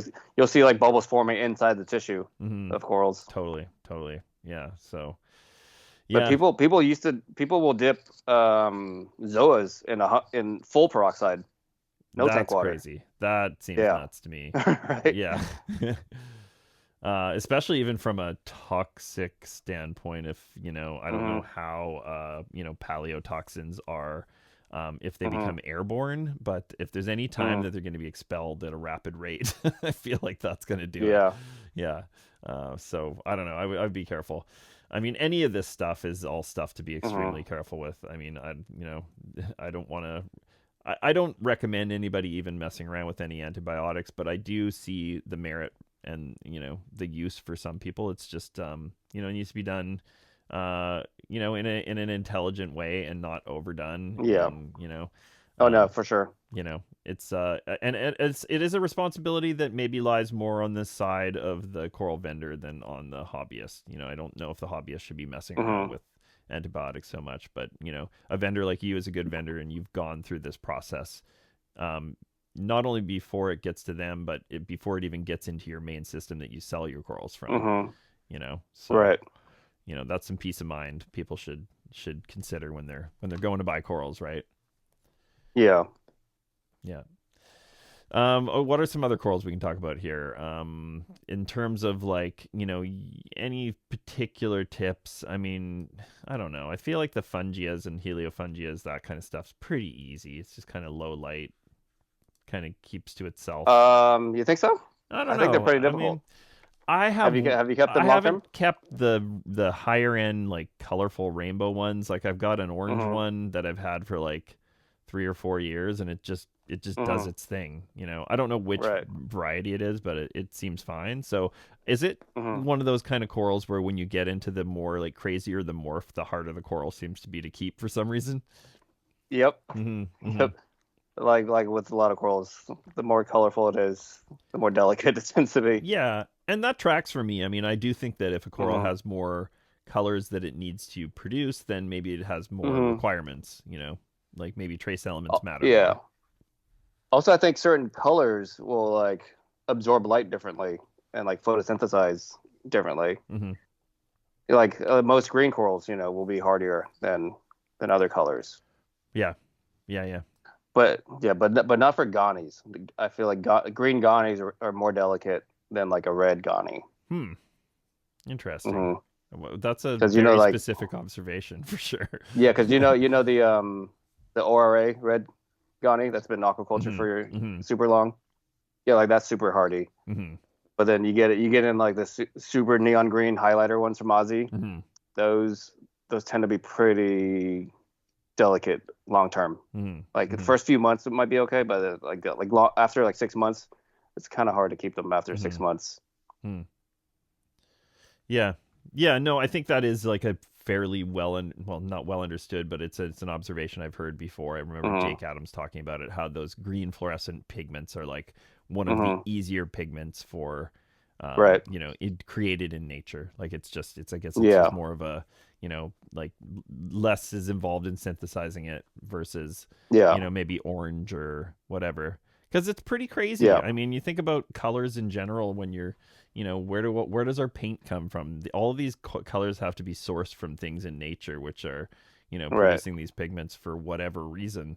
That's one of the things that just continues to blow my mind about corals and the colors that exist. They have no idea that we see what we are observing. They just happen to look like that. Right. Yeah. And you know what I found to be like the most difficult color coral? I don't know. Pink. Pink? Yeah. Pink corals. When it's like mostly pink, it's like almost never fails to be super delicate. You think just any coral that's pink? No. Like I had an all pink scully. That was super nice. That would be rare too. Yeah. That almost died. I'm slowly recovering it right now. I had an all pink acan, like a whole colony. All the polyps died except for one polyp, and it hasn't produced any heads in the 3 years I've had it. Just anything that's like mostly pink and like neon pink. Pink Yumas, I find those to be very difficult. Yeah, maybe it's just a color range that just doesn't have the same kind of protection or something like that. It's not as dense, not as rich as like red, but it's close to red. So, could be something to do with that. But there's something going on a level outside of, our observation, of what we see, that's maybe affecting corals or making them more difficult or not. But yeah, hard to say. What about like elegance corals? Like that's an LPS that I feel like people are getting better at them now, and I wonder if that has to do with having more corals treated with antibiotics out of the gates, or if it's maybe more of a trace element thing in the fact that more people are focused on trace elements. I think that's definitely an antibiotic thing, because I bring in a lot of elegance. I love elegance. My favorite elegance is actually I don't know if you've seen it on my Instagram. It's like the long green tentacle one with the red mouth. Yeah, sweet. I call it the Gamora elegance. And I'm pretty sure nobody else has it. I haven't seen it come in ever since I got it maybe 4 years ago. Yeah, I've sold one of those before with the red mouths. Oh, really? I don't know if it looked exactly like that, but it definitely had the red mouths on it. Did it have the long green tips? I can't remember what the tentacles looked like. I just remember it had the red mouths, but that's super nice for sure. Well, there's a lot of red mouth ones coming in. Yeah, but this is different. Yeah, I haven't seen another one like this one. Yeah, nice. And I fragged it too. I fragged it into like six pieces. Mm-hmm. But I fragged them kind of small, and only one survived. Okay, so fragging would, I mean, I wonder what could improve the process, but it's a lot of tissue. Yeah. Versus skeleton to recover. It's like versus a coral where like if you think about like even like a goni, like the tissue to the skeleton is only like a tiny little, like quarter inch or less than a quarter inch. It's probably like an eighth of an inch is where the actual tissue of the skeleton ranges. Whereas an elegance might be like 1 or 2 inches of tissue has to heal. It's a fairly big chunk of it's stuff. It's a lot of tissue. It's like a big wound that it has to heal. You really gotta just inspect it like every day until it's fully healed. And if you see any kind of any kind of like infection building up, you gotta take care of it. Hmm. Yeah, so that you agree, like maybe that's a coral that we're seeing better success now with just some antibiotic treatment, because it did seem to be a bacteria related issue, in the past with Yeah, I just mean they were kind of. considered. Yeah, I mean they were considered like impossible back then, right? Yeah, yeah, hmm yeah, I mean, that's fair. I still struggle with them because I bring in some really nice ones, and yeah, like I still lose like a good percentage of them. Hmm. Hmm. Yeah, it's tricky. Yeah, and that's even with hmm running some treatments on them That's even right with away. running Yeah, Cipro. Yeah. yeah, okay. Crazy. Well, yeah, and they seem like a coral that would actually have a higher food demand for like actual, direct feeding, just based on the fact that it's such a big polyp. But, hmm it's hard to say. Are you just treating them kind of the same way as most of your other LPS, like as far as feeding, just a very intermittent, um, you know? Um, Sometimes I'll squirt some food directly into them. Hmm. Yeah. Yeah. Yeah, I think they do benefit from it. Okay. Yeah, my clownfish hosts mine.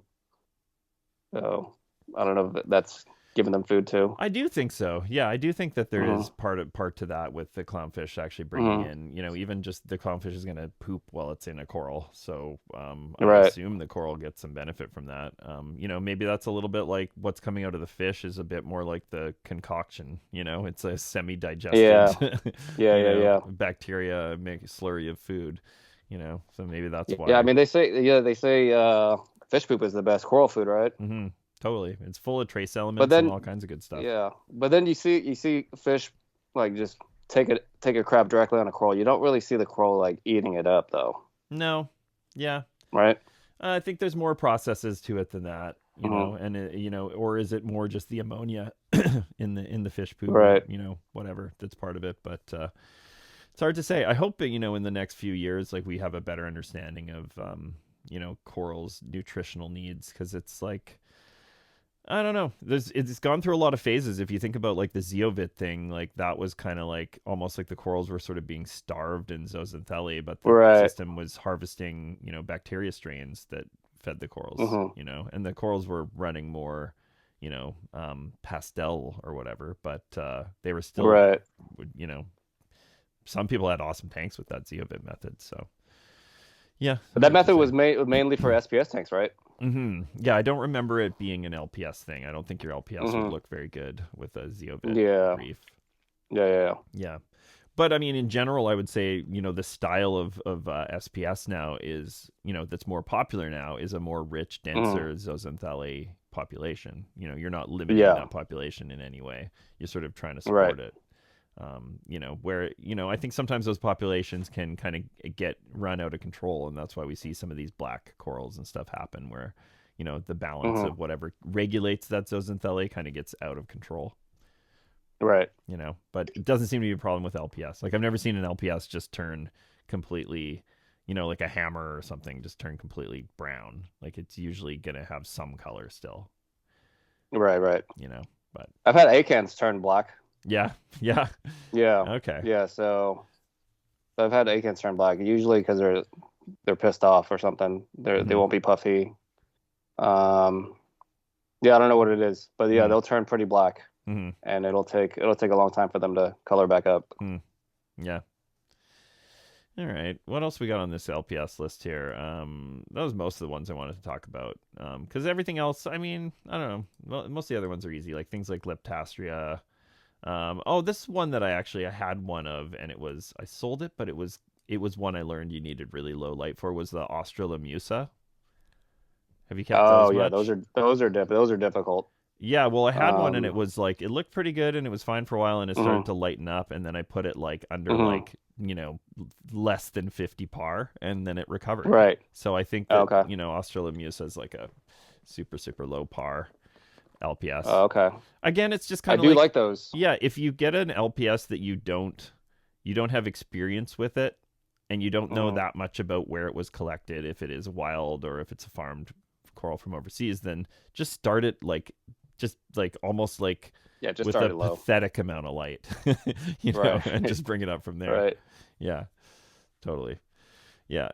Well, let's talk about maybe some of your methodology a little bit, because we've talked about corals Sure. a little, but yeah, I wanted to sort of ask you about, I guess, like, what are some of the main methods you're using to run your systems, like as far as your major elements, and are you doing any ICPs for trace elements and whatnot? It's sort of a double question for you. Yeah, sure. So my main display, I run a calcium reactor, and then I do dose trace elements. So I dose some moonshine elements. What is it? So iodine, manganese, rubidium, and chromium is what I dose on that tank. Interesting. I still dose the Chaeto grow. Okay, that would make sense. Yeah. Yeah. So that's making up a chunk of some of the other stuff.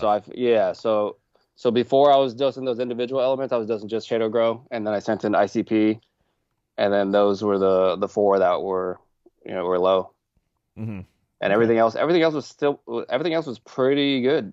Yeah. Okay, So interesting. So that's just like my hybrid moonshiner method, like the Lazy Man's moonshine method. Yeah, well, you're just filling in one of the moonshine pieces with the Chaeto grow, kind of like, So, Yeah. Because most of the elements you named that you're adding are not in that bottle, so that kind of makes sense. Yeah. So, Right. You said calcium reactor. So, is it just calcium reactor? Or are you running calc or anything in correlation with it? Yeah, Kalkwasser in my Yeah. auto top off. Okay. Okay, so that's just going in with your auto top off at what kind of concentration do you mix? Like fairly low concentration? So I have a calc reactor that the top off runs through. Okay. So yeah, it's probably not super exact and consistent, but yeah, seems to work. Consistent enough. Yeah. So the pH range on that system, where would that sit from low to high? Low would be like 8.1, and then high would be 8.5. Okay. Yeah, that's pretty good. Mm-hmm. Yeah. Nice. Yeah. Yeah. Anything like in terms of major parameters, like you would say you do differently, or would I just assume, most of them are in the kind of typical range? Like alkalinity, have you experimented with anything, outside of the 8-ish range much? Yeah, I have tried like elevated alk, like in the 10, 11 range, and it just was not stable, and yeah, the corals didn't seem to like it. I think if you could keep it stable at that high, then it might be good. But I think it's just more difficult at that range to keep it stable. It seems like any parameter that you push, like even if you run a system at a slightly higher salinity or higher temperature, you're kind of more in the fast lane. It's like you're going, like your chances of, if you get in an accident, if you stumble a little bit, the consequences are going to be much bigger than if you're just driving in a regular residential zone. So yeah, it's high risk, high reward, I guess. Yeah, exactly. I mean, but I don't know if the reward's even that high though. No, for sure. Yeah. There was a trend, I feel like maybe 10, 15 years ago, where people were doing like 12 alkalinity and whatnot. And, yeah. I don't know what the reasoning was, or what people really, there's a lot of confirmation bias in this hobby, where people will try something and they'll attribute some, something looking better to that, but maybe that thing was just on the upswing anyways, Right. So, you thought because the coral looked better the next week, it must have been that thing you changed, but maybe it would have looked better anyways, So, yeah, it's really hard to pinpoint like what causes a reaction, like a positive or negative reaction. Totally. And I find it really hard unless you really isolate it. I find it really hard to make my corals look different. Do you know what I mean? Like, I want I would love to be like, make some change and be like 2 weeks later, be like, wow, that actually really changed them a lot. It's like I try to change things and my corals don't change. They just kind of look the same. Right. They look pretty good, but they don't really change much. Well, also everything can be super consistent and stable, and then the corals can change as well, Yeah, also. that's true. You Totally. know, so Yeah. then it's like, what caused that? Yeah. Yeah. Yeah. Well, or you could think it was something you changed, and then it actually just Mm, was going to happen anyways. Who knows? yeah. But what about magnesium? Because you being a big LPS guy, I hear from a lot of people they have the best success with their LPS when their magnesium's like at least 1400. Like, would you kind of shoot for a higher range on that one? Um, so my magnesium naturally sits at around 1350. Yeah. And I've tried to raise it to 1400, but it felt like I had to just dump magnesium It in takes every a day ton. to get, It takes a shit yeah, ton. like, Yeah. yeah, it just seemed like it was way too much. And I got scared, like pouring in so much. Mm-hmm. Because I have those magnesium pellets in my reactor, Mm-hmm. but I feel like those don't really add much magnesium. I think it depends on how you dial the reactor. I've heard from some Yeah. people that those magnesium pellets actually break down faster than the calcium media does, and they actually find a big magnesium spike when they added those. So Oh, I really? don't know. It might just be a tuning thing. Like I don't know. I've heard they Yeah, need like lower pH. maybe they do. I could be wrong. I don't know, but like Um, they don't really dissolve. hmm. Yeah, I haven't checked on mine since I did, but I run my calcium reactors at what is it like 6.6 to 6.6. 6.65. Yeah, that's the range Okay. I let it go in. Yeah. Yeah, I run it at 6.3. 6.3. Okay, that's pretty low. Yeah. Yeah. Yeah, Yeah. yeah. And like all my media will dissolve, and then it'll just be the magnesium Magnesium pellets pellets. left over. I wonder Yeah. if the brand matters too. I know that there's the Brightwell ones, there's the Carline Zeet Right. ones. Um, can't remember which Yeah, I'm ones I'm using using. the Brightwell. I'm using the Brightwell Yeah, one. I know they are really hard, aren't they? Like they seem like they would be hard to break down. Like they seem like bone Yeah. hard. Yeah. Or And like I've also heard that they won't dissolve, but they'll still release magnesium. Hmm. Okay. Interesting. Well, next time I change my media, which I need to on one of them, I'm gonna see if I can find any of them, and I'll let you know. You'll have to take a Yeah. look. Yeah. Okay. So you found 1350 is kind of just fine, and obviously your LPS do great, so that's probably Yeah. a pretty good safe minimum range. Hmm. Yeah. Okay. Do you do So any? that's okay. So that's how I run my display tank, right? But Yeah. then my one of my frag tanks that has a bunch of torches and whatnot, Hmm. I only use Alpha Reef. Oh, okay. Yeah. So I just have one bottle just dosing Alpha Reef, like Hmm. maybe 120 milliliters a day. Hmm. Okay. And you mix up the powder version of it, I Yeah. guess. Yeah, because it would get expensive Yeah. to, yeah, do anything else other than that. Okay, so you Yeah. like the Alpha Reef. I've heard really good things from, some Hmm. experienced hobbyists that I know have given it a shot. So that's good to Yeah. hear. Seems to be pretty good. Yeah. And the Ganis actually seem pretty happy in there. Yeah. Okay. Hmm. And then I can't remember how many actual individual systems you said you have because there's a few in different rooms, but do you do like any regular ICPing on certain systems? So I have three main grow out systems, Hmm. including the display. Yeah. And yeah, I do the Fauna Marin ICP Okay. maybe once a month. Yeah. Okay. Hmm. Cool. Yeah, Yeah. just make sure nothing's like super out of whack. I don't Yeah. really chase like the exact numbers, but Yeah. as long as nothing's super out of whack. Yeah. Yeah. I mean, that's actually something that Fauna changed recently, and talked to Claude about this a little bit. Is Hmm. some of the trace elements, like the ranges used to give a minimum range that was a number, and now it's 0 to something. So it's kind of like saying like it can be. The reading can be 0 if you are Hmm. dosing those trace elements, because it still means those trace elements are there. They're just getting consumed. Right. So you don't Right. necessarily always need a number if you're adding it. Um, you know, Right. but Like yeah. manganese is always going to be 0, even if you're dosing right. Well, maybe for you, but I mean, you have algae scrubber on some of your systems, right? Hmm. Because manganese All of them. tends to be elevated for my tanks, which is Oh, really? interesting. Yeah. Hmm. Yeah, like that's an element that, I probably still have my first bottle of trace for that one, and I've never used it up because I just Oh, don't really? really have to use it. Same with vanadium. That's another one that Mm-hmm. tends to be elevated in my system. Is that one? How's that one for you? Vanadium? Yeah. I think it is elevated. Hmm. Yeah. Yeah. Yeah. That one tends to be. I mean, I've looked at, I don't know, a couple hundred ICPs now, and Yeah. that one is high in a lot of tanks for sure. What's the source of that?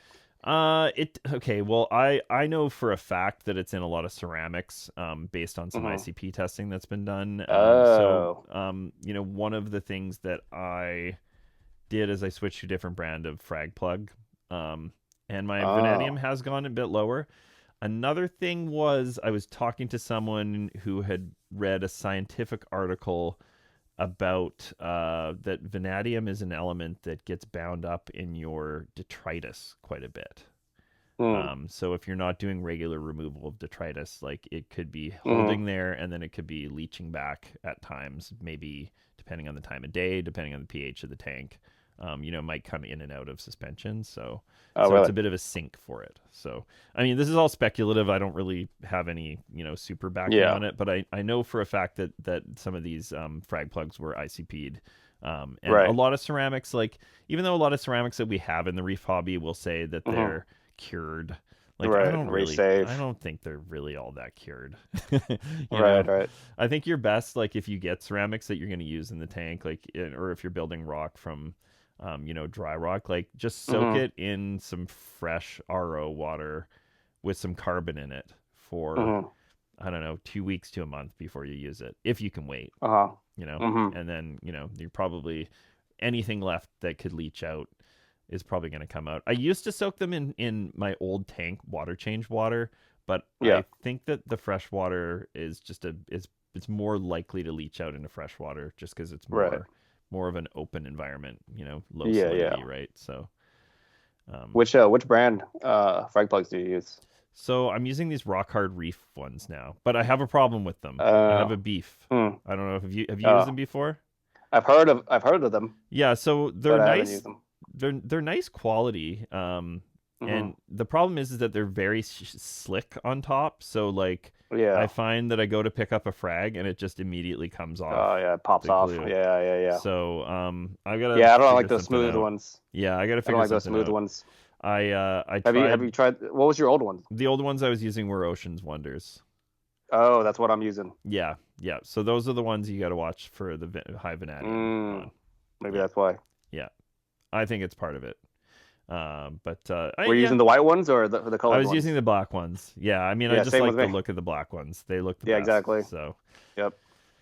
yeah, so Oh. I don't know. I mean, maybe soaking is the solution, but if you have a high turnover, then you got to be on top of it, right? You got to have a batch that's maybe been Mm-hmm. sitting for a week or two, or probably Mm-hmm. two weeks to a month. I would say would probably be the safest Mm. way to go. Yeah. But Okay. vanadium, either way, vanadium elevated is not a super dangerous element, anyways, until Right. it gets to like, I don't know, what's the range is like. I think it's like 10. I think 10. I think the range is 10 micrograms per liter, or whatever. I think it Okay. can get up to like 60 or 70 and not be a problem. I think if it's getting into like 100, then it's Mm-hmm. potentially messing with some things, but I can't say for sure. But I think that's the range that's kind of safe. I think it could be fairly elevated, and you're not going to see any big problems. Not like some elements, Okay. like some Mm-hmm. elements if they're way out of range, like obviously copper or something is going to be big Yeah. Yeah. problems. Even really high aluminum can start to be, corals can start to have issues. Right. So yeah, so it's not a Do you high do you do you dose do you dose copper in yours? I do. Yeah, yeah. I mean, I'm on the Yeah. conservative side with it. Like, Mm-hmm. one thing about copper is there's a different recommended value for it on like every single ICP brand I've looked at. Right. They're all Right. nobody agrees on what it should actually be. So, Mm-hmm. I would tend to err on the side of like a little bit on the lower side of the scale. Yeah. Also, depending on the style of ICP machine, if it's an MS machine or an OES machine, it's gonna have like a different detection accuracy kind of range. So, Right. not all ICPs are the same. It's not like you're gonna get the same results from every single test. Yeah. So yeah, so that's why I just a lot of these things I would rather put a little in than put too much in. Mm-hmm. In most cases. And what do they say copper is good for?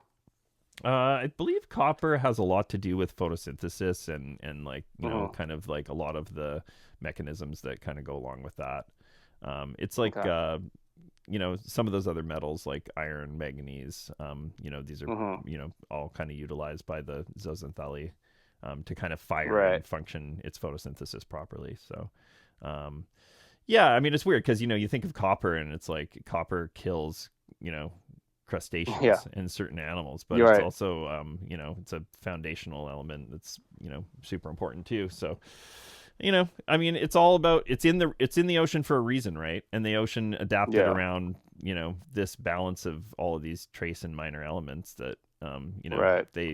there are some that, some of the people that are in the, science side of things say have very little biological significance and they just happen to be there. Mm-hmm. But most of them seem to have some function, even Mm-hmm. some that may not be well understood. I mean, rubidium is one that, I know that Andre from Moonshiners he raves about rubidium, and then, some of the other Right. people on the reef science side are like, rubidium, I see no reason for this element to be even, part of the discussion. Yeah. So I actually wanted to dose rubidium because I heard on your podcast when you were talking to I think Chubmingham. Yeah, yeah.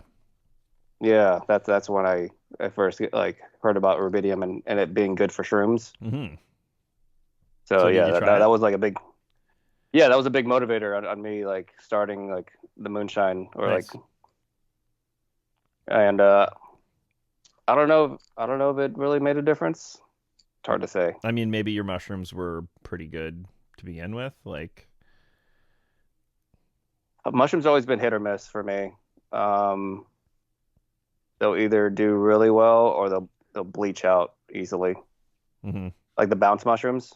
hmm I find that when I start adding too many different ones in the same tank, that's when some of them will start bleaching. hmm So it might be coral warfare or something. Yeah, that's a good point, actually. I mean, there's especially with these soft corals, there's probably some Yeah, some chemical warfare going on outside of what we can really imagine, right? yeah. 'Cause do you farm many mushrooms? I mean, I do, but I don't have like a good setup for them because I Mm, haven't figured out which ones can touch each other or be close to each other yet. Like, I want to grow them near right. each other, but I need to figure out some kind of way to kind of like shelve them or baffle them and keep them in their own little compartments. But Right. all it takes is a little bit of a change in flow, and then you've got a couple things drifting off and running into another one. Yeah. And I find mushrooms just to be hard to farm from that perspective. Right. You know. I mean, the only one you really have to farm is the OG. Hmm. Hmm. That's like the king of mushrooms. Yeah. Yeah, I don't have the OG You don't have bounce. the I've got OG? a couple bounces, but that's something I need to get. Are And they? actually, it's Are they? something I can actually get from the States because they don't require CITES to move over the Oh, border. okay. So, I got to work on that soon. Are there not many in Canada? There's a few people that have them, I think. Yep, they've Right. gotten over here. Yeah. Are they in high demand over there? Um, I don't sell a lot of mushrooms. I think I have some pretty Right. awesome mushrooms. Like I've Mm-hmm. got tons of those fire mushrooms. I've Mm-hmm. got some really awesome Rhodoctus that are like a rainbow kind of. I don't know. They're super awesome. But Yeah. yeah, I don't really sell a lot of mushrooms. I think I'm kind of Okay. more of a known as an SPS guy, and Right. I'm okay with that. But Yeah. people should know I have some other pretty cool stuff. I try. I like Yeah. Yeah. everything, so it's like I still try to Right. grow everything, right? Yeah, Yeah. yeah, yeah. So other stuff with equipment though.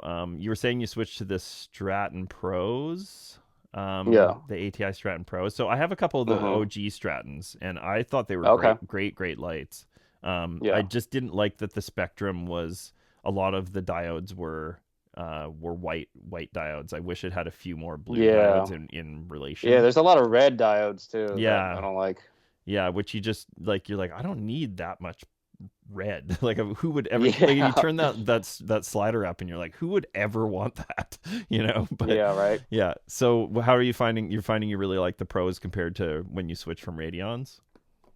Yeah. I love these lights a lot. Yeah. The lack of like light spill, like it doesn't blind you when you're sitting across the room. Hmm. Yeah, I really love that. The Radions, they just had horrible glare. Yeah. I had to install those like visors Yeah. to cover the light a little, but even with that, it was still blinding me. Mhm. So that alone, was enough.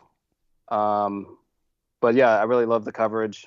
There's like no shadowing for the SBS. Mhm. The app could be a lot better. The app is kind of difficult. Yeah, do you still have to like connect to the network and then edit it in when you're on its network?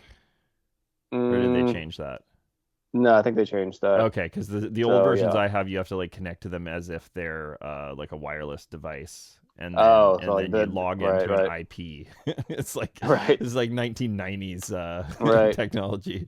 Yeah. No, now they connect to your Wi-Fi. Okay, that's good. Nice. Yeah. Yeah, that's funny. But yeah, I wish I wish they would make like a blue version, like the Radeons do. Totally. Yeah, and I That'd mean, be nice. I think it's maybe a little bit more of a European market thing, and that's the Yeah, reason that's what I was thinking. that they are what It's they just the are. European taste. Uh-huh. Yeah, but Yeah. yeah, that's cool. It's good to hear you're liking those lights. I probably, considered pretty heavily when I was setting up a new system. I was thinking Hmm. about doing those, but yeah, it's hard to say. Economically, they do Hmm. spread a lot of space. So if you say Right. like one of the medium-sized ones is probably going Yeah. to fill as much space as like two XR30s, Yeah. maybe it actually is slightly more economical than going the Radeon route, considering how Yeah. expensive Radeons are Yeah. now. Yeah. I would say it is. If you're doing multiple. Hmm. Yeah, and the other thing too is like like the better distribution of light, it's sort of less hot spots. You're Hmm. filling in almost like the reason that T5s are so good for corals is that Yeah. it's just a blanket of light that's hitting the coral as opposed to these kind of patchy, shadowy hot Right. spots. So it is Right. probably in general just better for the coral. Yeah. I think since they were like the king of T5s before, I think that they designed the LEDs to kind of mimic T5's performance. Hmm. Totally. Yeah, that was the idea, Hmm. wasn't it? Yeah, and it's Hmm. not too flat looking. I think I like it better than the skies. I've seen the skies in person and I didn't love the look of them, but not No, bad. they look really cheap to Yeah. me. Yeah. I mean, there's a reason they don't make them anymore. No, they're already off, hey. They're off the market. Yeah. Yeah. Crazy, crazy. Hmm. Oh, and Um also like there's no fans on these, so no noise at all. yeah, that's fair. Yeah, and that's like just another one less Hmm. point of failure, I guess, right? Cuz it's just Yeah. an active heat sink and the light is designed to, potentially handle Hmm. the heat that it puts out through its own active cooling. So, yeah, Right. yeah, no, that's a good point. All of my Radeons are like the oldest ones are 2.5 years old, so all of them Hmm. are, knock on wood, all of them are still running, but it's a Okay. moving part. It's a moving fan. It's like Right. eventually something's gonna happen, right? Yeah. Yeah. When's the last time you cleared the dust on them? Actually, I have an employee one day a week now, so Okay. maybe a month or two ago, I had him go Oh, to nice. town on all of them. So that's a good Yeah. job for him. Right. Right. Yeah, totally. Yeah. I have an employee that comes once a week also. Nice. That helps me scrub all my frags. Oh, nice. Yeah, clean the Hmm. skimmers, do all kind of some of that utility stuff. It's nice to Yeah. have help for sure. Yeah. Yeah, man. Yeah. I'll just ask you a couple more questions. We're actually going pretty long here. I didn't realize how late it Okay. was, but I didn't ask you about salt and salt brands. A lot of Okay. people are always curious what people are using. So, what are you using, and how do you kind of settle on that? So I'm using regular Instant Ocean. Okay, you're another Instant Yeah. Ocean head, hey? Yep. IO The head. purple Instant Ocean. Yeah. I just Anything find it you? to be I just find it to be like a nice simple salt, like no frills, Mhm. nothing elevated, nothing too elevated. And it's consistent, you know. Yeah. I've I don't think the salt really like determines how well your tank's gonna do. I mean, that's what I've Yeah. learned over the last Mhm. 3 or so years. I've tried like five Mhm. different salts, and like, I don't know. I was on the first time I was on Reef Bum. I made some comment like, Mhm. all the salts are kind of the same at the end of the day. Yeah. Like, it's like you can make a change and you can hope and pray that like that's going to be like the next big change that makes your tank awesome. Right. But like, yeah, sure, some of them have a little better trace element profiles, but like they're not going to make or break your tank, I don't think. Yeah. You know? Unless you're relying on your salt for all your elements. Yeah. Then you might want like a super elevated salt, but then that's not really the best way to run a tank. Yeah, and that was sort of a good point, like that Rudy had me thinking about from the last episode was he's like if you're doing trace elements, maybe you can use a salt that's a little cheaper that doesn't have as much trace in it because you're adding it anyways. And I was like, I mean, I don't know. Okay, well, you know, obviously, like, you know, I've tried, like, the Fauna Marine salt is awesome. I've been using it for the last couple months. It mixes really fast. It's great. But just as an experiment, I'll do the next 2 or 3 months on, I don't know if I'll do Instant Ocean. Maybe I'll do Reef crystals, or maybe I'll do a blend. But I'll do it, and then I'll let everybody know how it goes. Because why Reef crystals? Because that's like super elevated. Okay, well, okay, I'll do Instant Ocean.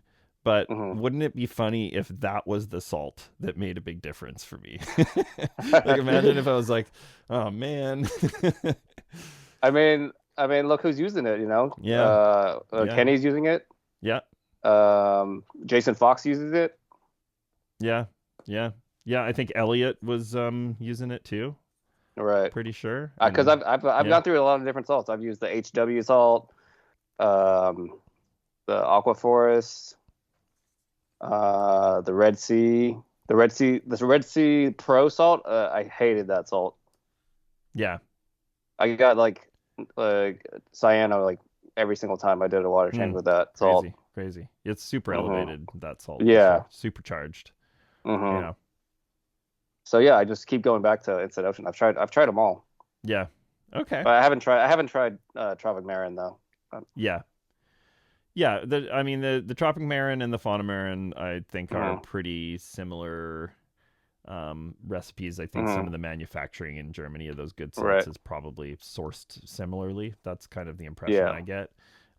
You know, and then formulaically maybe slightly different depending on the vendor. But okay. Well, I'll you know what? I will. You got me convinced now. I'm going to try Instant Ocean just for a fun experiment. It's not like it's going to crash my tank. But you know who else? You know who else uses Instant Ocean?